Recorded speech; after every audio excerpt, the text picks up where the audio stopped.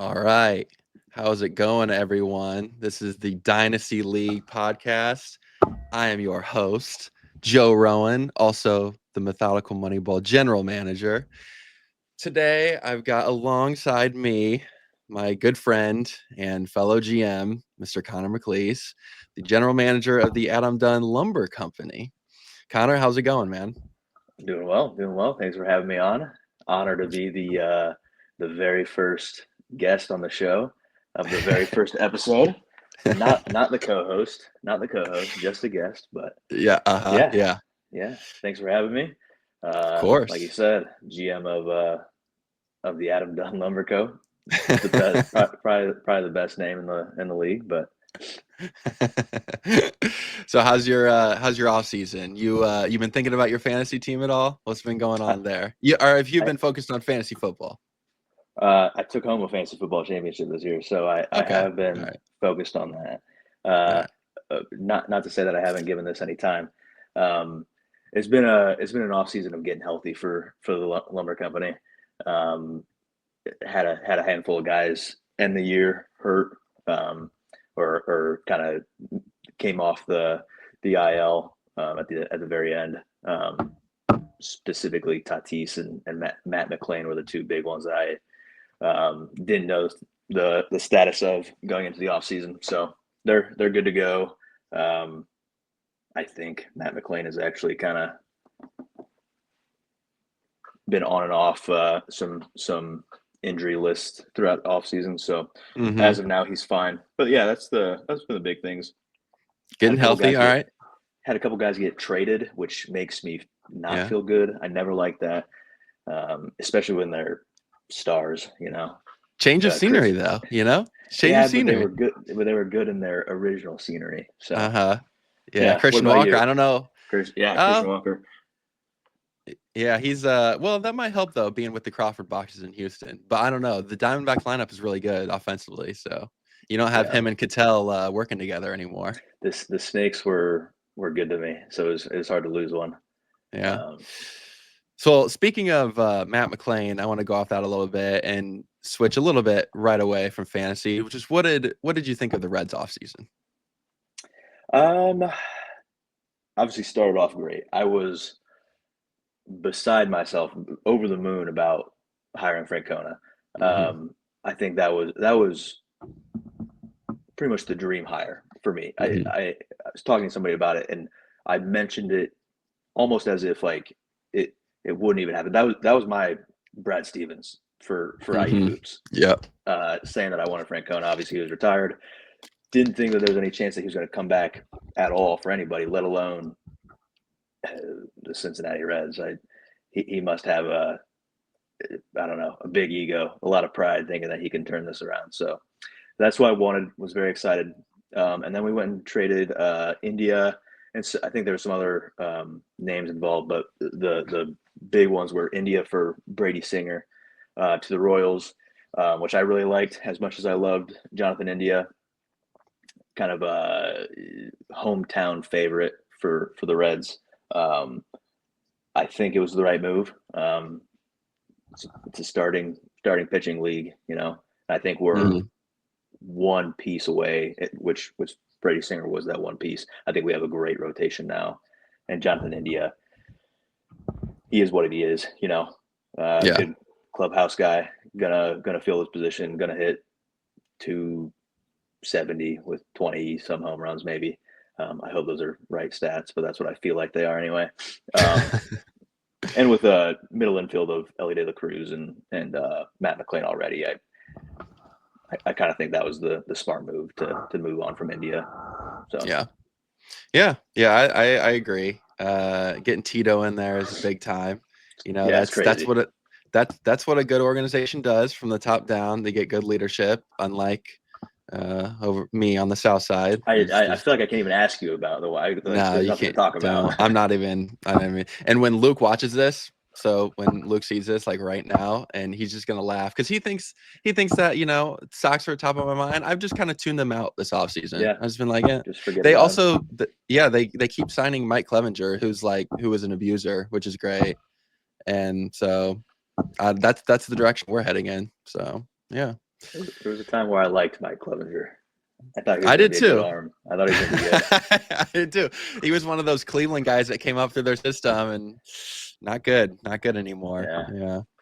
Yeah. They also just signed Joey Gallo, which is I saw which that. I is saw that. honestly, I wish they would do more of that because they need to sell at the deadline. They didn't really sign any veterans on 1-year deals, and they're in a rebuild. I don't know what they're doing. They're just relying on the rookies. I don't think Gallo has any gas left in the tank, but if there's a place where he can go and not Yeah. have a care in the world, and Yeah. maybe he runs into 30 balls and you can trade him for something at the deadline, that'd be Yeah, that's what we hope. Just like best case scenario. Mr. Stab Boy Tommy Pham last year. Man, if you look at the White Sox rotation, it's so bad. I don't know. Everyone keeps saying they're gonna be better than they have to because it's 41 wins, like worst team of all time. And I get that, but if you look at the rotation, it's literally like no one has pitched more than 100 innings in their career. So I don't know how they're gonna get through the year. Yeah. I think it's a worse team than last year. Yeah, on paper it is. On paper, if I had to say, they're going to win more than 41 games. They have to. Yeah, I think so. The over under is 51. I have them in the high 40s. So I have them better than last year, but like 48 or 49. If they break the record again, I mean, heads will roll in Chicago on the south side, I think. I mean, it would have to be a complete. Not until Jerry Reinsdorf dies. That's when he's everyone will be cleaned out. Yeah. It might kill him though. It might another 41 win season. It might kill him. All right, enough about my poverty franchise. Back to we don't have fantasy. a whole lot of.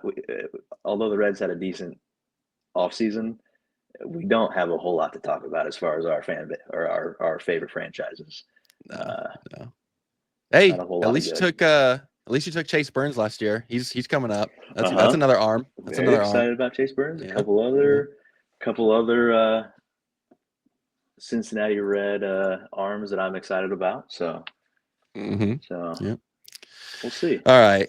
Let's see here. I want to talk to you a little bit about just going back on the fantasy side of things. I want to talk to you a little bit about 23 and 24 and just your overall impressions of the league so far. What do you like about it? What do you dislike?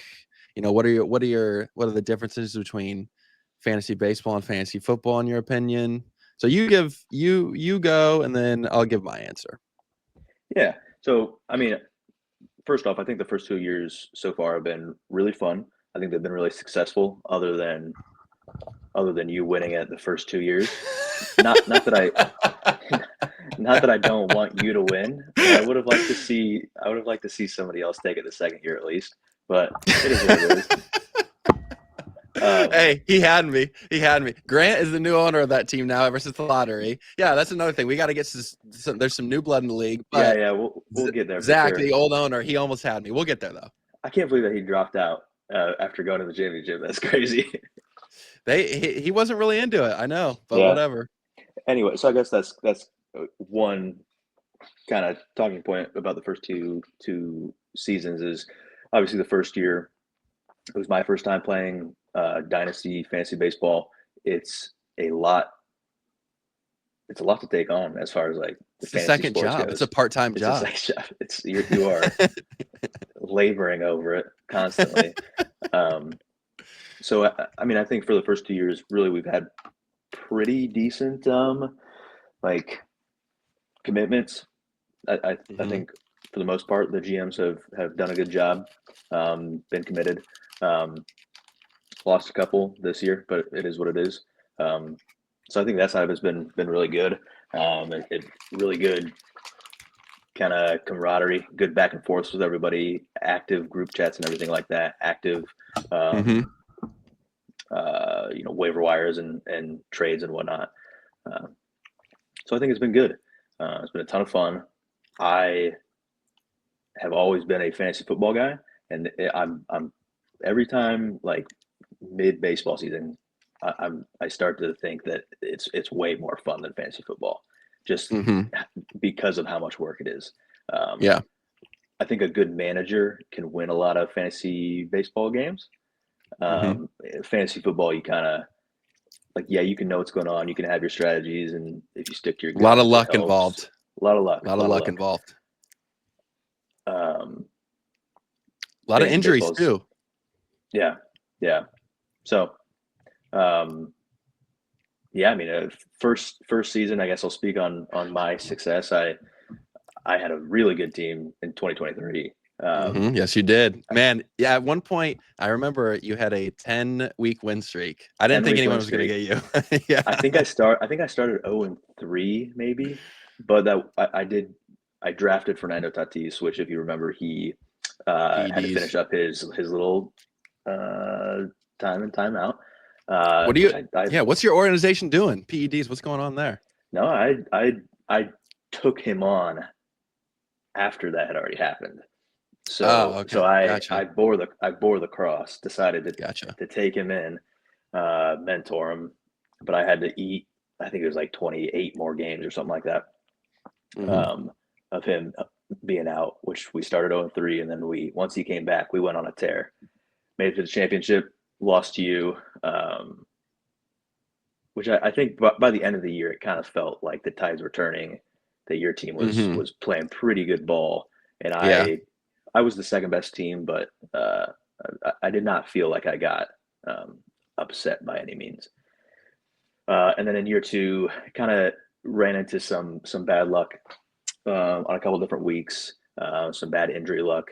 Fernando Tatis again got hit by a pitch before the All Star break and just didn't play again. They weren't So giving updates on him. no, every week it was just He like was he could be dead. back. He could He be was back. pretty much dead. So I had to deal with that. Lost Matt McClain for the season. He didn't play a single game for me, if I remember correctly. Um, Mhm. Garrett Cole started. I think he may have started the season on start of the season injured. So Mhm. had to fight through some things. Missed the playoffs by just the skin of my teeth, unfortunately. Uh, Yeah, it it is came what down it to the is. last week, didn't it? Last week, I maybe even. Yeah. I mean, it was down to Sunday night, I think, and just couldn't get it done. But oh well. Who got, Um, Garcia got in, didn't he? Garcia got it, which he. He No, won no a he offense to won a Garcia. I questionable. hope he watches this, but Oh, he, I know he I will. think He his had. team stinks.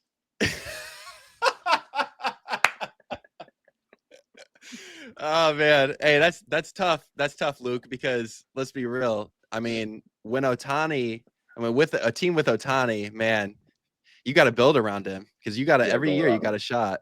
I mean, yeah, that's a good point. That's a good point. I want to go off on a little side tangent here. Luke was close to missing. He was by the skin of his teeth. He was close to missing the playoffs in a year where Shohei Otani went 50-50, almost 60-60. So that raises some front office questions in my mind. And I know that I know what he's gonna say. He's gonna say, I need Trout to be the Robin to his Batman, but Trout's not very accountable I these think days. I think that ship has sailed. I think He so. does have. Now that I'm looking at it, he does have a couple names that I like, but it just doesn't feel super filled out, if you will. Yeah. Yeah. All right. Well, But yeah, we'll get to the teams. I wanna chime in a little bit on the fantasy baseball versus football. And I think I talked to you about this a couple months ago when we were hanging out one time. I think I saw a tweet and it was it has stuck with me. It was fantasy football is there's formulas for both of them. It's fantasy football is injuries plus luck, and fantasy baseball is skill plus luck. And I agree with that. That's one big thing that came to my mind, honestly, because and also the difference to go along with those formulas is, yeah, there's injuries in baseball. There's a lot more than I would have thought, especially with pitchers. But when it comes to fantasy baseball, there's so many more waiver wire options and guys to yeah, replace and guys to make in the aggregate compared to in football. The waiver wire, you only have so many positions, and the waiver wire, not a lot of guys are coming in to, get touches. Not a lot of receivers are coming in to get touches or like backup running backs, stuff like that. But in baseball, it's 9 guys on 30 different teams, and you could pretty much pick up any one of them. In hmm football, In football, there's 11 on the field, but you're not rostering any offensive linemen, nothing like that. And you're not rostering separate defensive guys, just team defenses. So it's in that way, the waiver wire is much different. Yeah, you're absolutely right. I mean, I remember there was a point, I forget if it was last year or the year before, where I was pretty much just streaming the Orioles pitching staff. Mm-hmm. It may have been 2 years ago when they got real hot, and every week I would just their back three starters were the guys that I would grab, or yeah, I would grab them off the waivers and kind of use them as my taxi squad. Yep. Um, and I think it's those kind of things like you would never see anything like that in fantasy football. Being able to Mm-mm. grab guys who are afterthoughts in the league and use them to win games, Mm-hmm. which I think that makes fantasy baseball really unique and really fun. It rewards the managers who can pay attention, who maybe know a little bit more about the game, a little bit more about the teams and everything. So, Mm-hmm. Yep. Yeah, I agree. Yeah, for sure. There's a difference, and also I like in baseball. Baseball's the stats game. Uh, and in football, fantasy football, a lot of people play points leagues. That's like the most popular form there. And I just, I play it, but I'm just not near as into it as fantasy baseball because like just the certain amount of points that go, in all the decimals that like, oh, you won this matchup by that much. Like that's cool and everything. But like baseball, I like the categories because it's a stats mhm. game and you got five split down the middle. And I just like it more than a points league. Yeah, I mean, So, as much as I love fantasy football, it is super fun to kind of be able to look at your team and say, I know that I'm going to win saves and stolen bases every week because I built my team mm-hmm, to do that, mm-hmm, and you've given yourself an advantage in that way, or you punt on a certain stat to or a certain category to mm-hmm. bolster yourself somewhere else. Yeah. So it is, yeah. Category scoring is a ton of fun. So yeah, that I kind of want to build off that. So with that, like let's get to strategies. Um, and I know that you talked a little bit about I don't really know, my keeper strategy that was questionable, or just the way you built your team in our initial drafts in 23. So talk a little bit about that. Anything that any strengths that you like that you did, or any weaknesses or any regrets. So just give me your thoughts on that, and I'll go through. So go through your team and I'll go through my team. Sure, yeah. I mean, the draft in 2023, it was like I said, this is my first time playing fantasy baseball. So only done it for 2 years. Really I didn't know what the strategy was going into the draft. Just kind of um, pick best names on the board. I had guys who I wanted, and I would, go out and get them for the most part. Um, but I did not understand like the nuances of um, like a guy who steals bases is incredibly valuable, even if he's Mm-hmm. hitting 255 and Mm-hmm. doesn't drive in any runs. He's Mm-hmm. still gonna be very useful on a team if he's stealing you know a base every other night or something like that. Yep. So I guess strategy wise, I dropped the ball in the draft, and I've had to make up for that ever since then. I think anyway.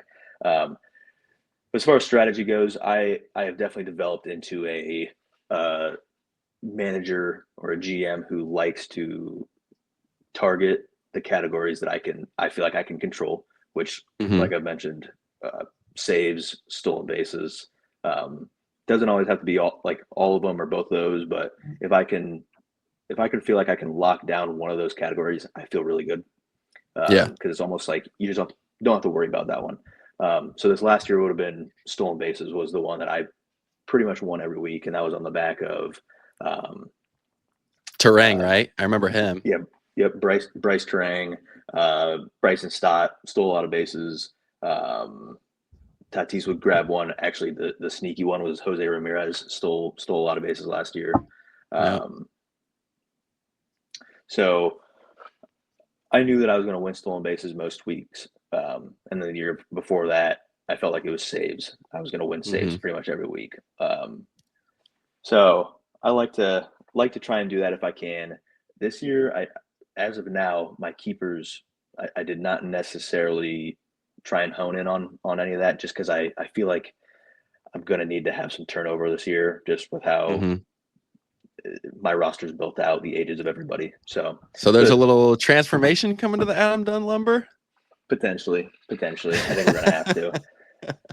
We've got some older guys in the clubhouse. Had some tough conversations with guys. Uh-huh. Uh, Paul Goldschmidt, as you saw, got let go this year. So um, Goldie. Yeah. I agree with that. I agree that, you've last year especially, I remember that you were trying to build around steals, and I respect that strategy. Yeah, like you said, oh man. And the one thing I like about your team is the ever consistent Jose Ramirez. I mean, I'm so jealous that you have him. He's so good. Every year. I think you've he's been trying to get Jose Ramirez from me ever since we started this league. So ever since the day I asked you to be in the league, I've been trying to get Jose I, Ramirez from you. in 2023, he had a real slow start, and you hounded me.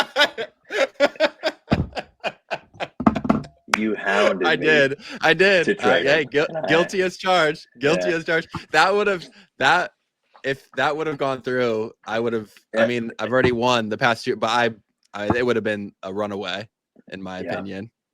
yeah. Yeah. What about you? What would you say your? I need to take some notes apparently for your management style, because 2 championships need to copy it. Yeah, yeah. So what I build my team around is, and I hate to give the formula away here, but here's the thing, as my guy right there, as my leader, and I don't know, what should I say? I'm his prodigy. I'll just put it at Yeah, that. I'm Billy's prodigy. your muse. Uh, I wasn't in this, GM McCleese. I wasn't in this for a ring. I wasn't in this for a record. That's when people get hurt. Okay, as Billy once said. I was in it to change the game. And I think I have so far in the fantasy landscape. I've changed the landscape for Billy and I, at least together we now have 2 championships. I know, he didn't have any, but he was close. Anyways, the way in which I build around my team is so far, and I have a little bit of an advantage on you because I've been playing fantasy baseball since 17, I believe was my first Mm-hmm. year. And so I knew this a little bit before. Power goes a long way, and power translates in the form of home runs. And if you have the most home runs on a team, obviously, every time your player hits a home run, you get a run, you get at Mm-hmm. least one RBI, and your average boosts a little bit. Even if they're not a great average hitter, at least it boosts a little bit. So that's what I've tried to build my team around. There's a reason why I targeted Schwarber from you in a trade, and Yeah. he's been like one of my best players. And so Schwarber, guys like Teoscar Hernandez, guys like Also on my roster at one point. Teoscar was? Yeah, I didn't know that. I didn't keep him at the end of last year. Shoot. And another And Ozuna. another guy. And Ozuna. It was my offensive MVP last year. Yeah. We're seeing But what I meant. We're seeing what I meant when I said I'm a good in-game manager and not a great mhm, GM. You're going to hear some questionable decisions that I've made throughout the mhm. 2 years, which I have reasoning for all of them Yeah. at the time. As long as there's reasoning, I Yeah, can get on board with that. and That's fine.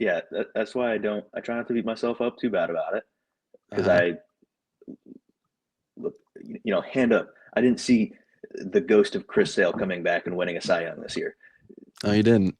No. but it I happened. mean, a lot of people would have called me a fool to keep him after what he did after his past 5 years, where he was pretty much non-existent on the field. So I took a chance, and yeah, it worked out. That's why That's all you can do. because he ended 2023 on my team, and I decided not to keep him. Mm-hmm. And Yeah. I think you drafted him. Yeah. Yeah. Yeah. And that's why I didn't keep him, because he was good. He was great for strikeouts when he pitched, but it felt like he was pitching once every 3 weeks, So Yep. I just didn't want to deal with it again. And Yep. lo and behold, he signs with the Braves and wins a Cy Young. hmm And to go back on kind of my building my team around power, yes, that's what I do. But also, like you said, guys who steal a bunch of bags are incredibly valuable. So, and if you look on my roster, I really don't have anyone. I made a move at the end of last year, which I knew I needed for the future. I made a move at the deadline, and I knew I was going for a championship, and I had to get Crochet. If you remember, was the White Sox were not pitching him to get wins. He was only going 3 or 4. And I knew that Luke needed a ace for his future. So I gave him Crochet for Brent and Doyle. And hopefully Doyle works out. I needed a base stealer first, because like you said, those guys, I mean, just the value on them is insane. And also Yeah. I like to, for my steals guys, I like to get like a little bit of power with them. I don't like to go with the, only steals guys. I mean, they're valuable too, but Brent Doyle, he was 20-30 last year. So if he keeps that up, I think that's a good move, but we'll see. Cause I hated giving Crochet away, because him and that Boston offense this year is going to be great. It'd So, be hey, nasty, yeah. Garcia, you never know. He could come back with Otani pitching too. Who knows? Look, he does. He has a fine team. Garcia's going to be, I think, hovering right around 500 if he has a type of year where he, Mm-hmm. 2-3 bounces go his way, and he, instead of 500, he's 3 games above. He's going to be Yeah. just fine. But that's kind of what Hey, I see his team as. we can't talk too much shit about Garcia, because he is one of 3 teams to make the playoffs both years. So Did he really? I didn't know that he made it the first year. yeah, Yeah. Hey. he's like the Minnesota Twins. He gets bounced in the first round Yeah. He gets. every Yeah. year, but hey, at least he's there. At least So he's there. Yeah. yeah. Yeah. So yeah, we'll get into teams a little later. Going a little bit more on strategy, would you ever consider, and this is a thing that you can do in categories. I don't do it because it's risky, and I don't think I've ever tried it, but I've just heard from others that it's not great. Would you ever consider punting a certain category, like punting saves or punting steal? I know you're not punting steals, but some people do. Yeah. Um, I mean, I would. If your kind of team got into the position where you felt like you needed to. If you remember last year, at the end when I was trying to scrape a couple wins across to get into the playoffs, I had all the injury. I had some injuries to some enough stars or keepers that I couldn't roster enough hitters, basically. Oh yeah, I Uh, remember this. I remember. yeah. Yeah, yeah, yeah. You were So playing. No, no, I know you were playing like 11 out of the 13 offensive spots. Yeah. yes, and that was so I could not punt on any pitching category. I was bound and determined to, um, I guess, to put it concisely, I viewed it as my best chance to get those wins was to still go super heavy on pitching, which another part of my strategy is I I don't roster bench hitters. hmm Um, that way I can get as many starts as possible Yeah. throughout the week. So I wanted to keep doing that. I wanted to get as many starts as possible. I wanted to try and win all 5 pitching categories, and then I wanted to win steals. hmm And that's how I'm going to win these games. It Yep. didn't. I think I may have gotten 1 or 2 wins that way. It didn't work out in the long run, but I mean, I was essentially punting on every other offensive category at Yeah. the end of the year. And it's nice. I respect that about you. I respect that about your franchise, that you have in your mindset, you have a path. You have a path where you know that you want to win. At the same time, though, I feel like, and I do the same thing. Like last year, if you remember, with Crochet coming out of nowhere, my pitchers were so dominant that every week I would win strikeouts and wins. And then if I took a couple offensive categories, that's how I was going to That was it. win. Yeah. Yeah. So, and it's like the old saying, everyone's got a plan until you get hit in the face. Yeah. And that kind of comes true with if you're just relying on one certain path. So I think it's better to maybe focus on like 7 instead of 5 categories, because you never know on any Absolutely. given Yeah. week. Yeah. Yeah.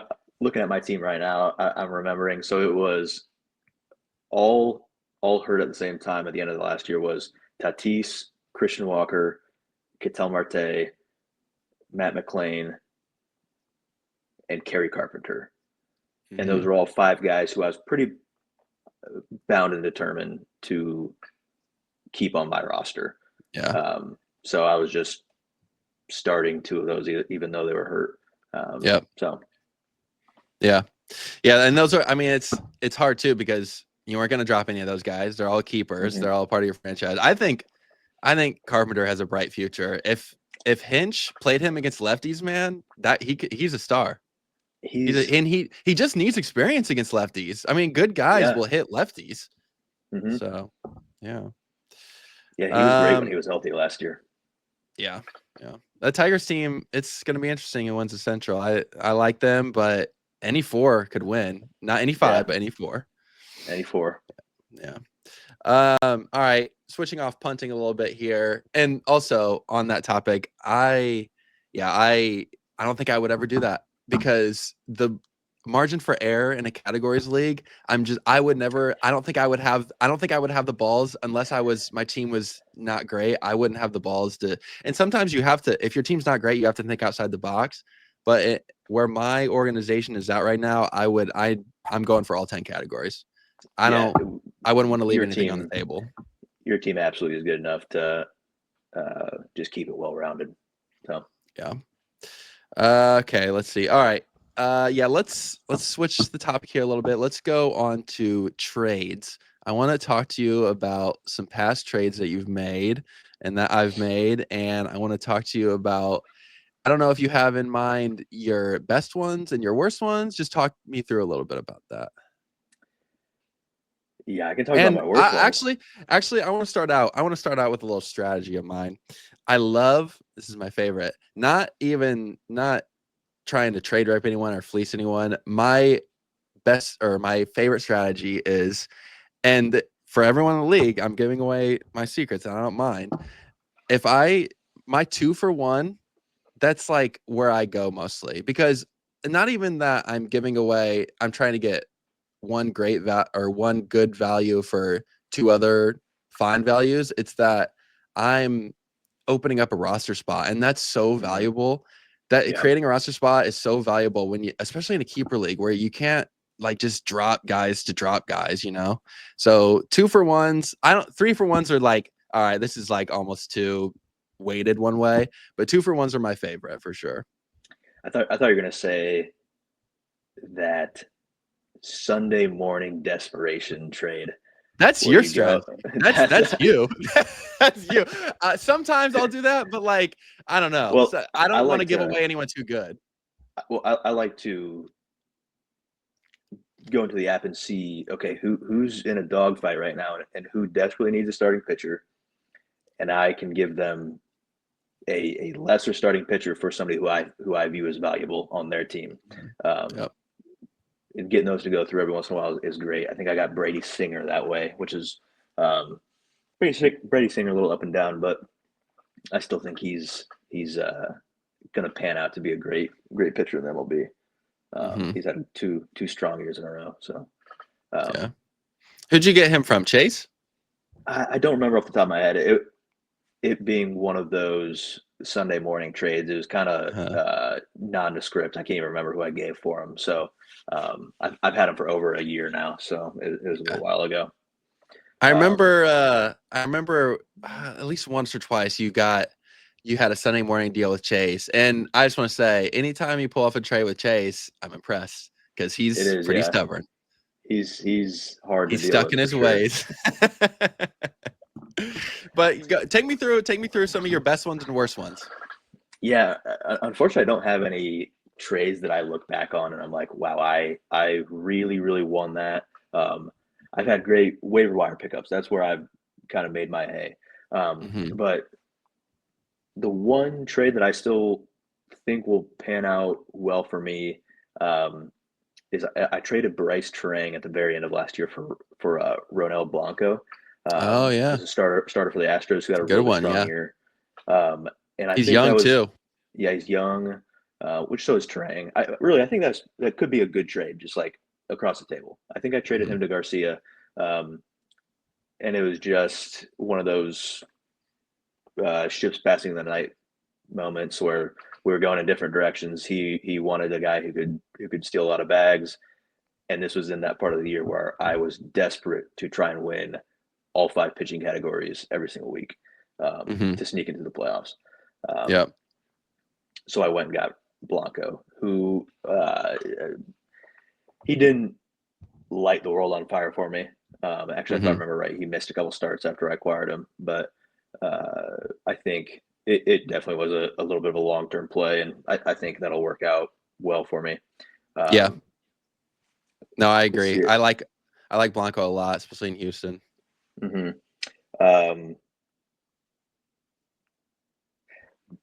Stops there. No more good trades for me. I cannot think of any. Cannot think of any. I have a laundry list of rancid ones though. A lot, or at least what one. Did you say random ones? Rancid ones. Do you have the list pulled up or just in your mind? Just in my mind. It's just in my head. Okay. Okay. So the one that turned out horrible. Now, by the time it was a good trade, that first year, which we can get to the MJ Melendez saga at some point if you want, but I was using. I know exactly where you're headed. The catcher. I was using MJ Jonah Heim at catcher. Desperately needed a catcher, so I traded Kyle Schwarber for Jonah Heim, who at the time was best catcher in the league. He was an absolute rock star, and he was great for me the rest of the year. Obviously, I think I look back way better on that trade. If I end up beating you in the championship, I view that as total worth it. Obviously, I don't, so kind of leaves a sour taste in your mouth. But losing the production of Schwarber for Jonah Heim, who is now not even on my team because he was unusable last year. Completely, he was a one-hit wonder. Dog shit. He was dog shit. Yeah. So that's one that you just look back. And I think I made that trade. That was semi early in the year, like first couple months of the season. Yeah. And I think I had yet to kind of totally grasp the value of Kyle Schwarber, because in my head it was still like he's hitting, and that was the year where Kyle Schwarber hit like 198, but he had 40 home runs. So I was like, this guy, he hit some home runs. He hit some home runs, but he's hit 198. I'm not dealing with that. I'm going to trade him for who at the time was the best catcher in the league, and felt good about it. Didn't work out, whatever. So Kyle Schwarber went to you. That's one that I look back on and regret for sure. The biggest. Oh, go ahead. No. If you had something else to say about, I just was going to add on. Schwarber. I was just going to add on real quick. That goes back to organization philosophy. You talking about the 198 for 40. I see him as tremendously valuable, and you saw that you needed a catcher, and you were like 198, and I don't need that in my life. So that's just an example of different philosophies. Yeah. I mean, now I would gladly take 40 home runs and 198, but whatever. Yeah. Let's see. And then I had another, by far my worst trade that I have made, and it was reactionary. It was at the deadline, our first year. Our deadline got super, super hot in like the last 30 minutes. We were trading left and right, and I felt like I had to get in on it, and I was feeling really good about my team. Knew that I was going to make the playoffs. I had FOMO big time. Knew that I was going to make the playoffs, and I felt like I needed to get another good bat, preferably an outfielder. And I had who I thought was going to be out for the season, Hunter Green. My dearest Hunter Green. And he'd had a okay year up to that. He was like a lot of strikeouts, would get hit around every once in a while. obviously on the red, so he's not racking up wins. So I traded him for Lars Nootbaar. The Shackles meme. The Shackles, yeah.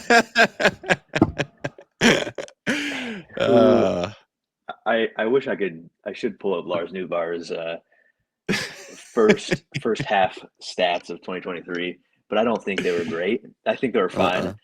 Yeah. And I think I was being just incredibly ambitious, really optimistic about Lars Nootbaar's how should I put it? Potential? Potential, yeah. I thought he was going to be great. Because he's young. He still he is is young. But yeah. He's young on the waiver wire right now, so it doesn't matter. He is. Yeah. Yeah. He's not a part of the organization. He's not. I'm not here to reap any benefits that he may have. So, anyway, that's the one. And then Hunter Green last year goes on to have a top 5 Cy Young, top 5 in Cy Young voting type year. So, I've made a couple bad choices where, if you look back on it, my team would be really stout if I had 100% hit rate on a couple. If I could reverse a couple of my bad choices, I would be really dangerous. But yeah, hey, honestly, you got to take some risks in order to win. In order to win a championship, I think you got to take some risks, and you did that. So I applaud you for that. Sometimes, hey, I've had ones that don't work out either. I was gonna say, what are some of your best and worst? Yeah, so I'd say last year my best, if you remember. So we were talking a little bit before about how you didn't keep Ozuna. I had Sale, but I did not have Ozuna, and Evan actually had Ozuna at the beginning of the year. And if you remember, I think it was the first trade last year. Tanner Bybee was facing the pitiful Chicago White Sox, and I didn't really. Bybee was incremental to my 2023 championship run in September, and he was great for me.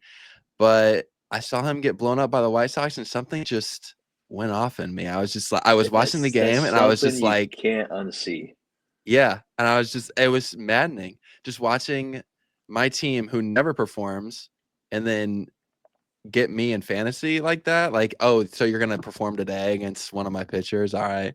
So I think it was like the next morning, I contacted Evan, and he needed, who actually, looking at his roster now, he's next up. I like Evan's team. He's got a really good, Skeens is leading his staff. He's got some good pitchers. He's got Bobby Witt to lead his offense. But anyways, yeah, he wanted Bybee and I wanted Ozuna, because I don't even know if Ozuna, he might have had a DH in the utility spot anyway, so he wasn't playing Ozuna, or maybe was, I don't know.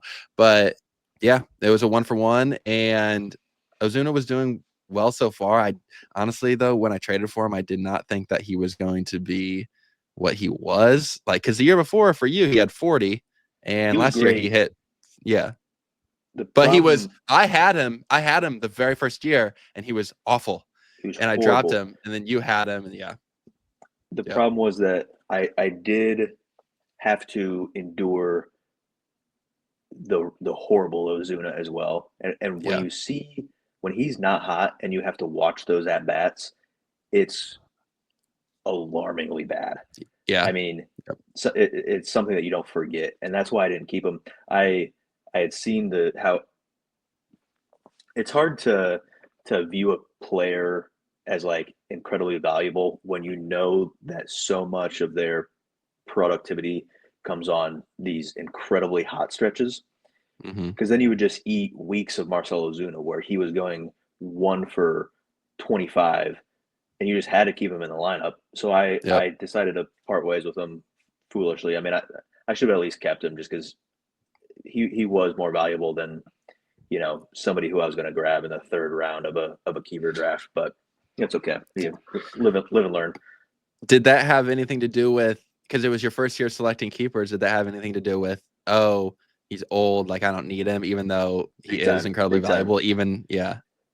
Because last year I did have, I had a bunch of young Cincinnati Reds that I wanted to keep as well. A Hey, little was Will insight. Benson in there, Mr. Will Benson? No, I did not. I did No. not keep Will Benson. I did start Will Benson a couple times this year, and he did okay. He did some things. No, I obviously Matt McClean and Spencer Steer are hopefully mainstays in the lineup for a while. But I also had CES, Encarnacion Strand, and Mr. Steroid user Noelvi Marte. Oh yeah. And I felt like I had all these young guys that I really wanted to keep, and that was just felt like it was an okay thing to move on from him and Sale. Those are the two big drops that I had. But Yep. Going back on the Ozuna, and also even going back on just strategies for how I built my team, buying in, like you're inexperienced the first year, not keeping Ozuna is something that I capitalized on even till the start of the league in our initial draft in 23. I told myself, and I know that you are also in win now mode.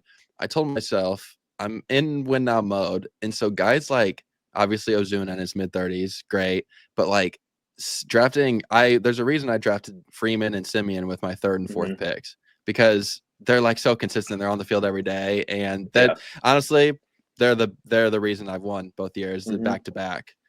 Obviously, you want the young stud, but like them in their mid 30s, I feel like people overlook guys like that, and that's really where a lot of where I've cashed in at. Absolutely. But and then also going back to some good trades of mine. So yeah, the Ozuna one, and then if you remember in the first year, man, this one worked out for me big time. I took Garcia to the cleaners on this one. Sorry, Luke, but Corbin Burns had a few rough starts for him at the beginning of the year, and Teoscar, who is now on my team, now back on your team. Teoscar, he was doing his usual self, like good power, like fine average. Like he's a very good offensive player. And I was like, I liked my pitching, but I was like, I'd like to I want to buy low on Burns here and see if Luke will sell him to me. And he said he wanted a power bat, and we made a deal. So wow. And I guess he didn't keep Teoscar. I think his 23 was fine. It wasn't as good as last year, but he didn't keep him. So I drafted him in last year's draft. So now I have 2 for 0. Is that what you call that one? Yeah, 2 for 0. Teoscar actually, he ended the season on my roster. Oh yeah, that's right. And I chose not to keep him. And that goes back to me not quite having a great feel for keeping the young guys and letting middle-aged guys go, because another name that comes to mind that I decided that I wanted to keep because he was younger. I think he was younger and had a great 2023 was Leody Taveras. Oh yeah. And he could do a little bit of everything. He stole a couple bags, drove in some runs, hit a couple homers. And Teoscar ended the season kind of just meh. Just couldn't tell what way his career was going. You knew that he was going to be sent out from Seattle. Didn't know where he was going to go at the time. So I decided not to keep him. And looking back on it, I think it was an off season of lessons learned. Yes. That it's not always the right choice to just go young all the time. You got to have just an ability to still realize that, hey, these guys are in the big leagues. They've had successful years before. There's a good chance that they're going to find success again. Yeah. I was going through, I have a couple texts to read, because I was going through before we did this, I was going through our chat back in time just to see like some good stuff. And on opening day last year, we're talking about everyone either like win now or young. And Evan bought into going young, which, I mean, he's got a bright future ahead. Worked out great for him. Yeah, it did. and I believe in his team. But the, the funny text was, I wished everyone a happy opening day. And he responds, I don't think I'm going to win a single matchup this season. And He then turned it around another, quick. he did. And then another one is actually between you and Luke Garcia. And this was, I went back on this one. This was March, maybe around the same time, because it was the beginning of last year. It was just March 30th, so right after like first weekend. And you put in the group chat, I'm looking for a specific trade if anyone is interested. A second baseman / shortstop for a catcher or first baseman has to be able to play second base and shortstop. And Luke goes, what catcher or first base are you wanting to get rid of? And you respond, one of equal value to your offering.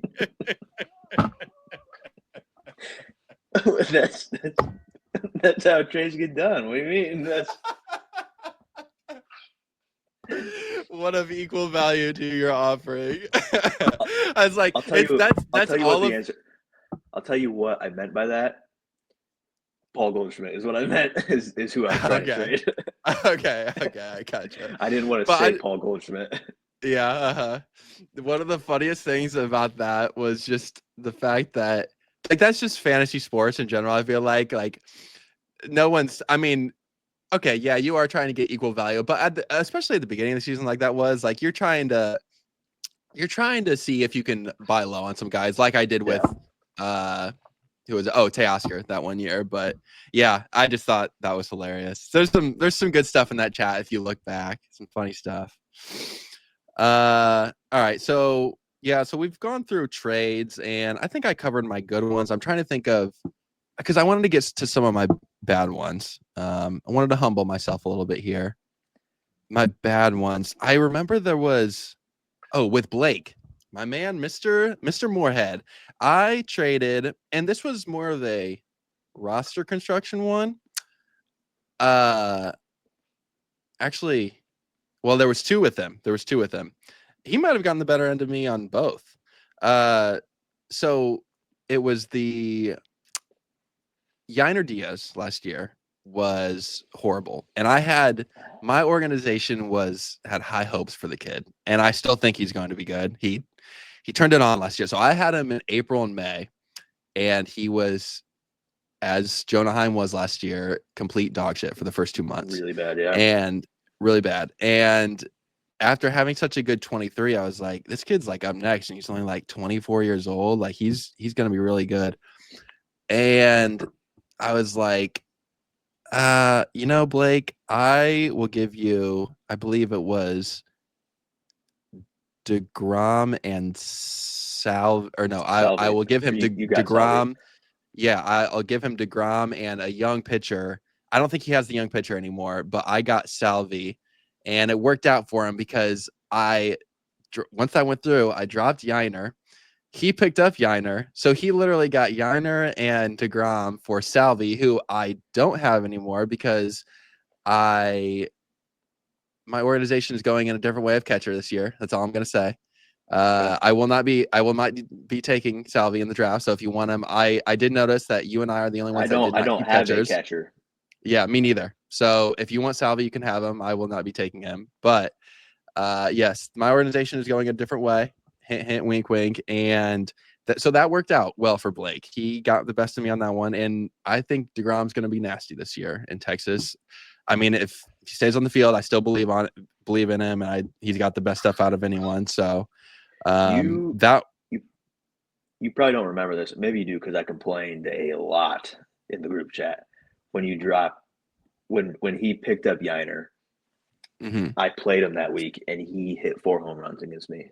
No, I do remember that. Yeah, because we golfed that week, and you're like, shit. I hated that trade. Yeah, because I think he hit 2 home runs the whole year before that week, and then he got hot. He just had a great week, and he hit 4, and I got just my doors blown off that week. But I remember being sour about that.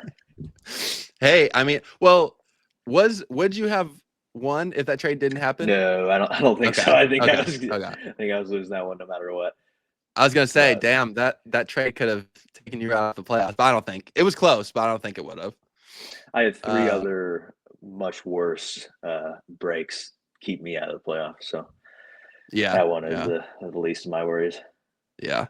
And also going on top of that, the other one with Blake is who was it? Oh, right at I think it was near the deadline last year. Maybe not right at the deadline, but it was more of a roster construction one. And I was trying to build my staff for the playoffs. And I like Pavetta because he's a strikeout guy. Mm-hmm. You don't really know what you're gonna get out of him, but because he gives up a lot of homers, a lot of fly balls, but he does have high K rates. And so I moved on from my hero in 23, Adolis, and Blake still has him. And I think that's really not the worst thing because I don't have either one of them, but Adolis, I honestly think he hit his peak in 23. We'll see. We'll see. I mean, I think he's like low 30s right now, so we'll see. But last year it wasn't so hot for him, so I didn't really mind that one too much. Yeah, I mean, looking at his stats, he did. He had a bit of a rough 2024. Yeah. But yeah, you never know with him. He seems like the kind of guy who could run into 40 home runs Mm-hmm. at any given time. So Yep. never I'm know. forever I will say though, I'm forever thankful for him because in 23 he was amazing. And I thought you never know because these guys, it's baseball. Like you literally never know. Like any best player of all time can go in a slump and for a whole year and you just be like, eh. So we'll see. I think that both Texas guys, DeGrom and Adolis, will work out for Blake, and he has Diaz now too. So he's got some building blocks from me. Oh So yeah, good yeah. job on that one. Good job on that one, Mr. Head. He didn't he kind of deserves that because he didn't like the if you remember the Seattle Mariners. I sent a picture of some chick in a Seattle Mariners uniform, and I was like, me and my partner are gonna have a good night at T-Mobile Park. He responds with, what was it? Oh, the picture of me with my shirt off. I talking about some girl. I forget what it was, but yeah. Anyways, yeah, he got me back on that one. So I congratulate you on that one, Mr. Head. Okay, let's move on here. Another also quick little note. You go ahead. Yeah, before we move on, not a trade, but probably the best move that I've ever made, and maybe the worst move you've ever made are linked. The best move you've made and the worst move I've made. Yeah. All right, what is it? Not good podcasting making you guess, but it's Ketel Marte. At the very beginning of I totally forgot I totally forgot Yeah. that I had him. That's right. He had a really rough start to the season. I will say, go ahead. Yeah, just really rough start to 2023. You drop him. I picked him up because I desperately needed somebody who could play. I think at the time he was going back and forth between second base and shortstop. Mm-hmm. So he had designation for both. Really needed that, so I just grabbed him almost as a spot start, and he just immediately caught fire, and I held on to him, and he's been my best player over the 2 years. Pretty maybe Jose, but one of those two. So yeah. So if you had Ketel, it would be nasty. In case the league doesn't know, so by Connor bringing that up, he has saved you all from me becoming Thanos essentially in the league because if I had Ketel or Jose Ramirez, it would be over for everyone. So good job, Mr. McClees. You saved the league from that one, I will say. Also, a little note here on Ozuna. It is going to be interesting this year because roster construction wise, if you've looked at my roster at all, Schwarber is now DH only. So I have 2 DHs and 1 utility spot. So we'll see how I work with that. Yeah. Which is too bad because not having Schwarber and Ozuna in the lineup at the same time kind of taints my power a little bit. So we'll see. Do you think there's any chance that he ends up picking up 10 innings somewhere? You mean 10 games? I think technically it's 10 innings, right? Like if you log an inning at a position, that you have to make 10 appearances in 10 games, right? I don't think so. Well, last year Schwarber, he actually played 5 games in the outfield, and he didn't get it. So if that was the case, I think he would have it if it was 10 innings, right? So, yeah. So sorry, I guess I'm misspeaking. Like he could play one inning in 10 different games Hmm. in the outfield, and that Yeah, would check the I think box. yeah, Yeah, but I think he only played 5 last yeah. year and didn't get there. I would So be yeah, surprised. yeah, I don't think they're gonna play him. Honestly, I think they like having the defensive Rojas out there. So, Yeah. and they have Kepler now and Castellanos. So we'll see. It's not that big of a deal. I think I'll see how I work around it. Who knows? Maybe Well, who knows? Maybe Ozuna will be on the trade block for not for long. Who knows? I know. I got to keep Schwarber. He's my guy, but we'll see. I would gladly take Marcelo Zuna, but We'll see. yeah. All right. So now, all right, we got done with the trade. We got done with Yep. those. That was good. It's good to include both our good and bad moves. It humbles us a little bit. Um, so I want to go through now. I just want to go through real quickly. I want to share the screen. Let's go through and analyze the teams here. Okay. Let's see. Uh, President, share the screen. All right. Let's start out. You want to just start out? Can you see it? Yep. I can see it. Okay. Start out with. All right. Let's start out with Bates. Okay. Okay. All right. All right, Mr. Bates. Let's see what we got going on offensively. Oh, look at this guy right here. Man, love him.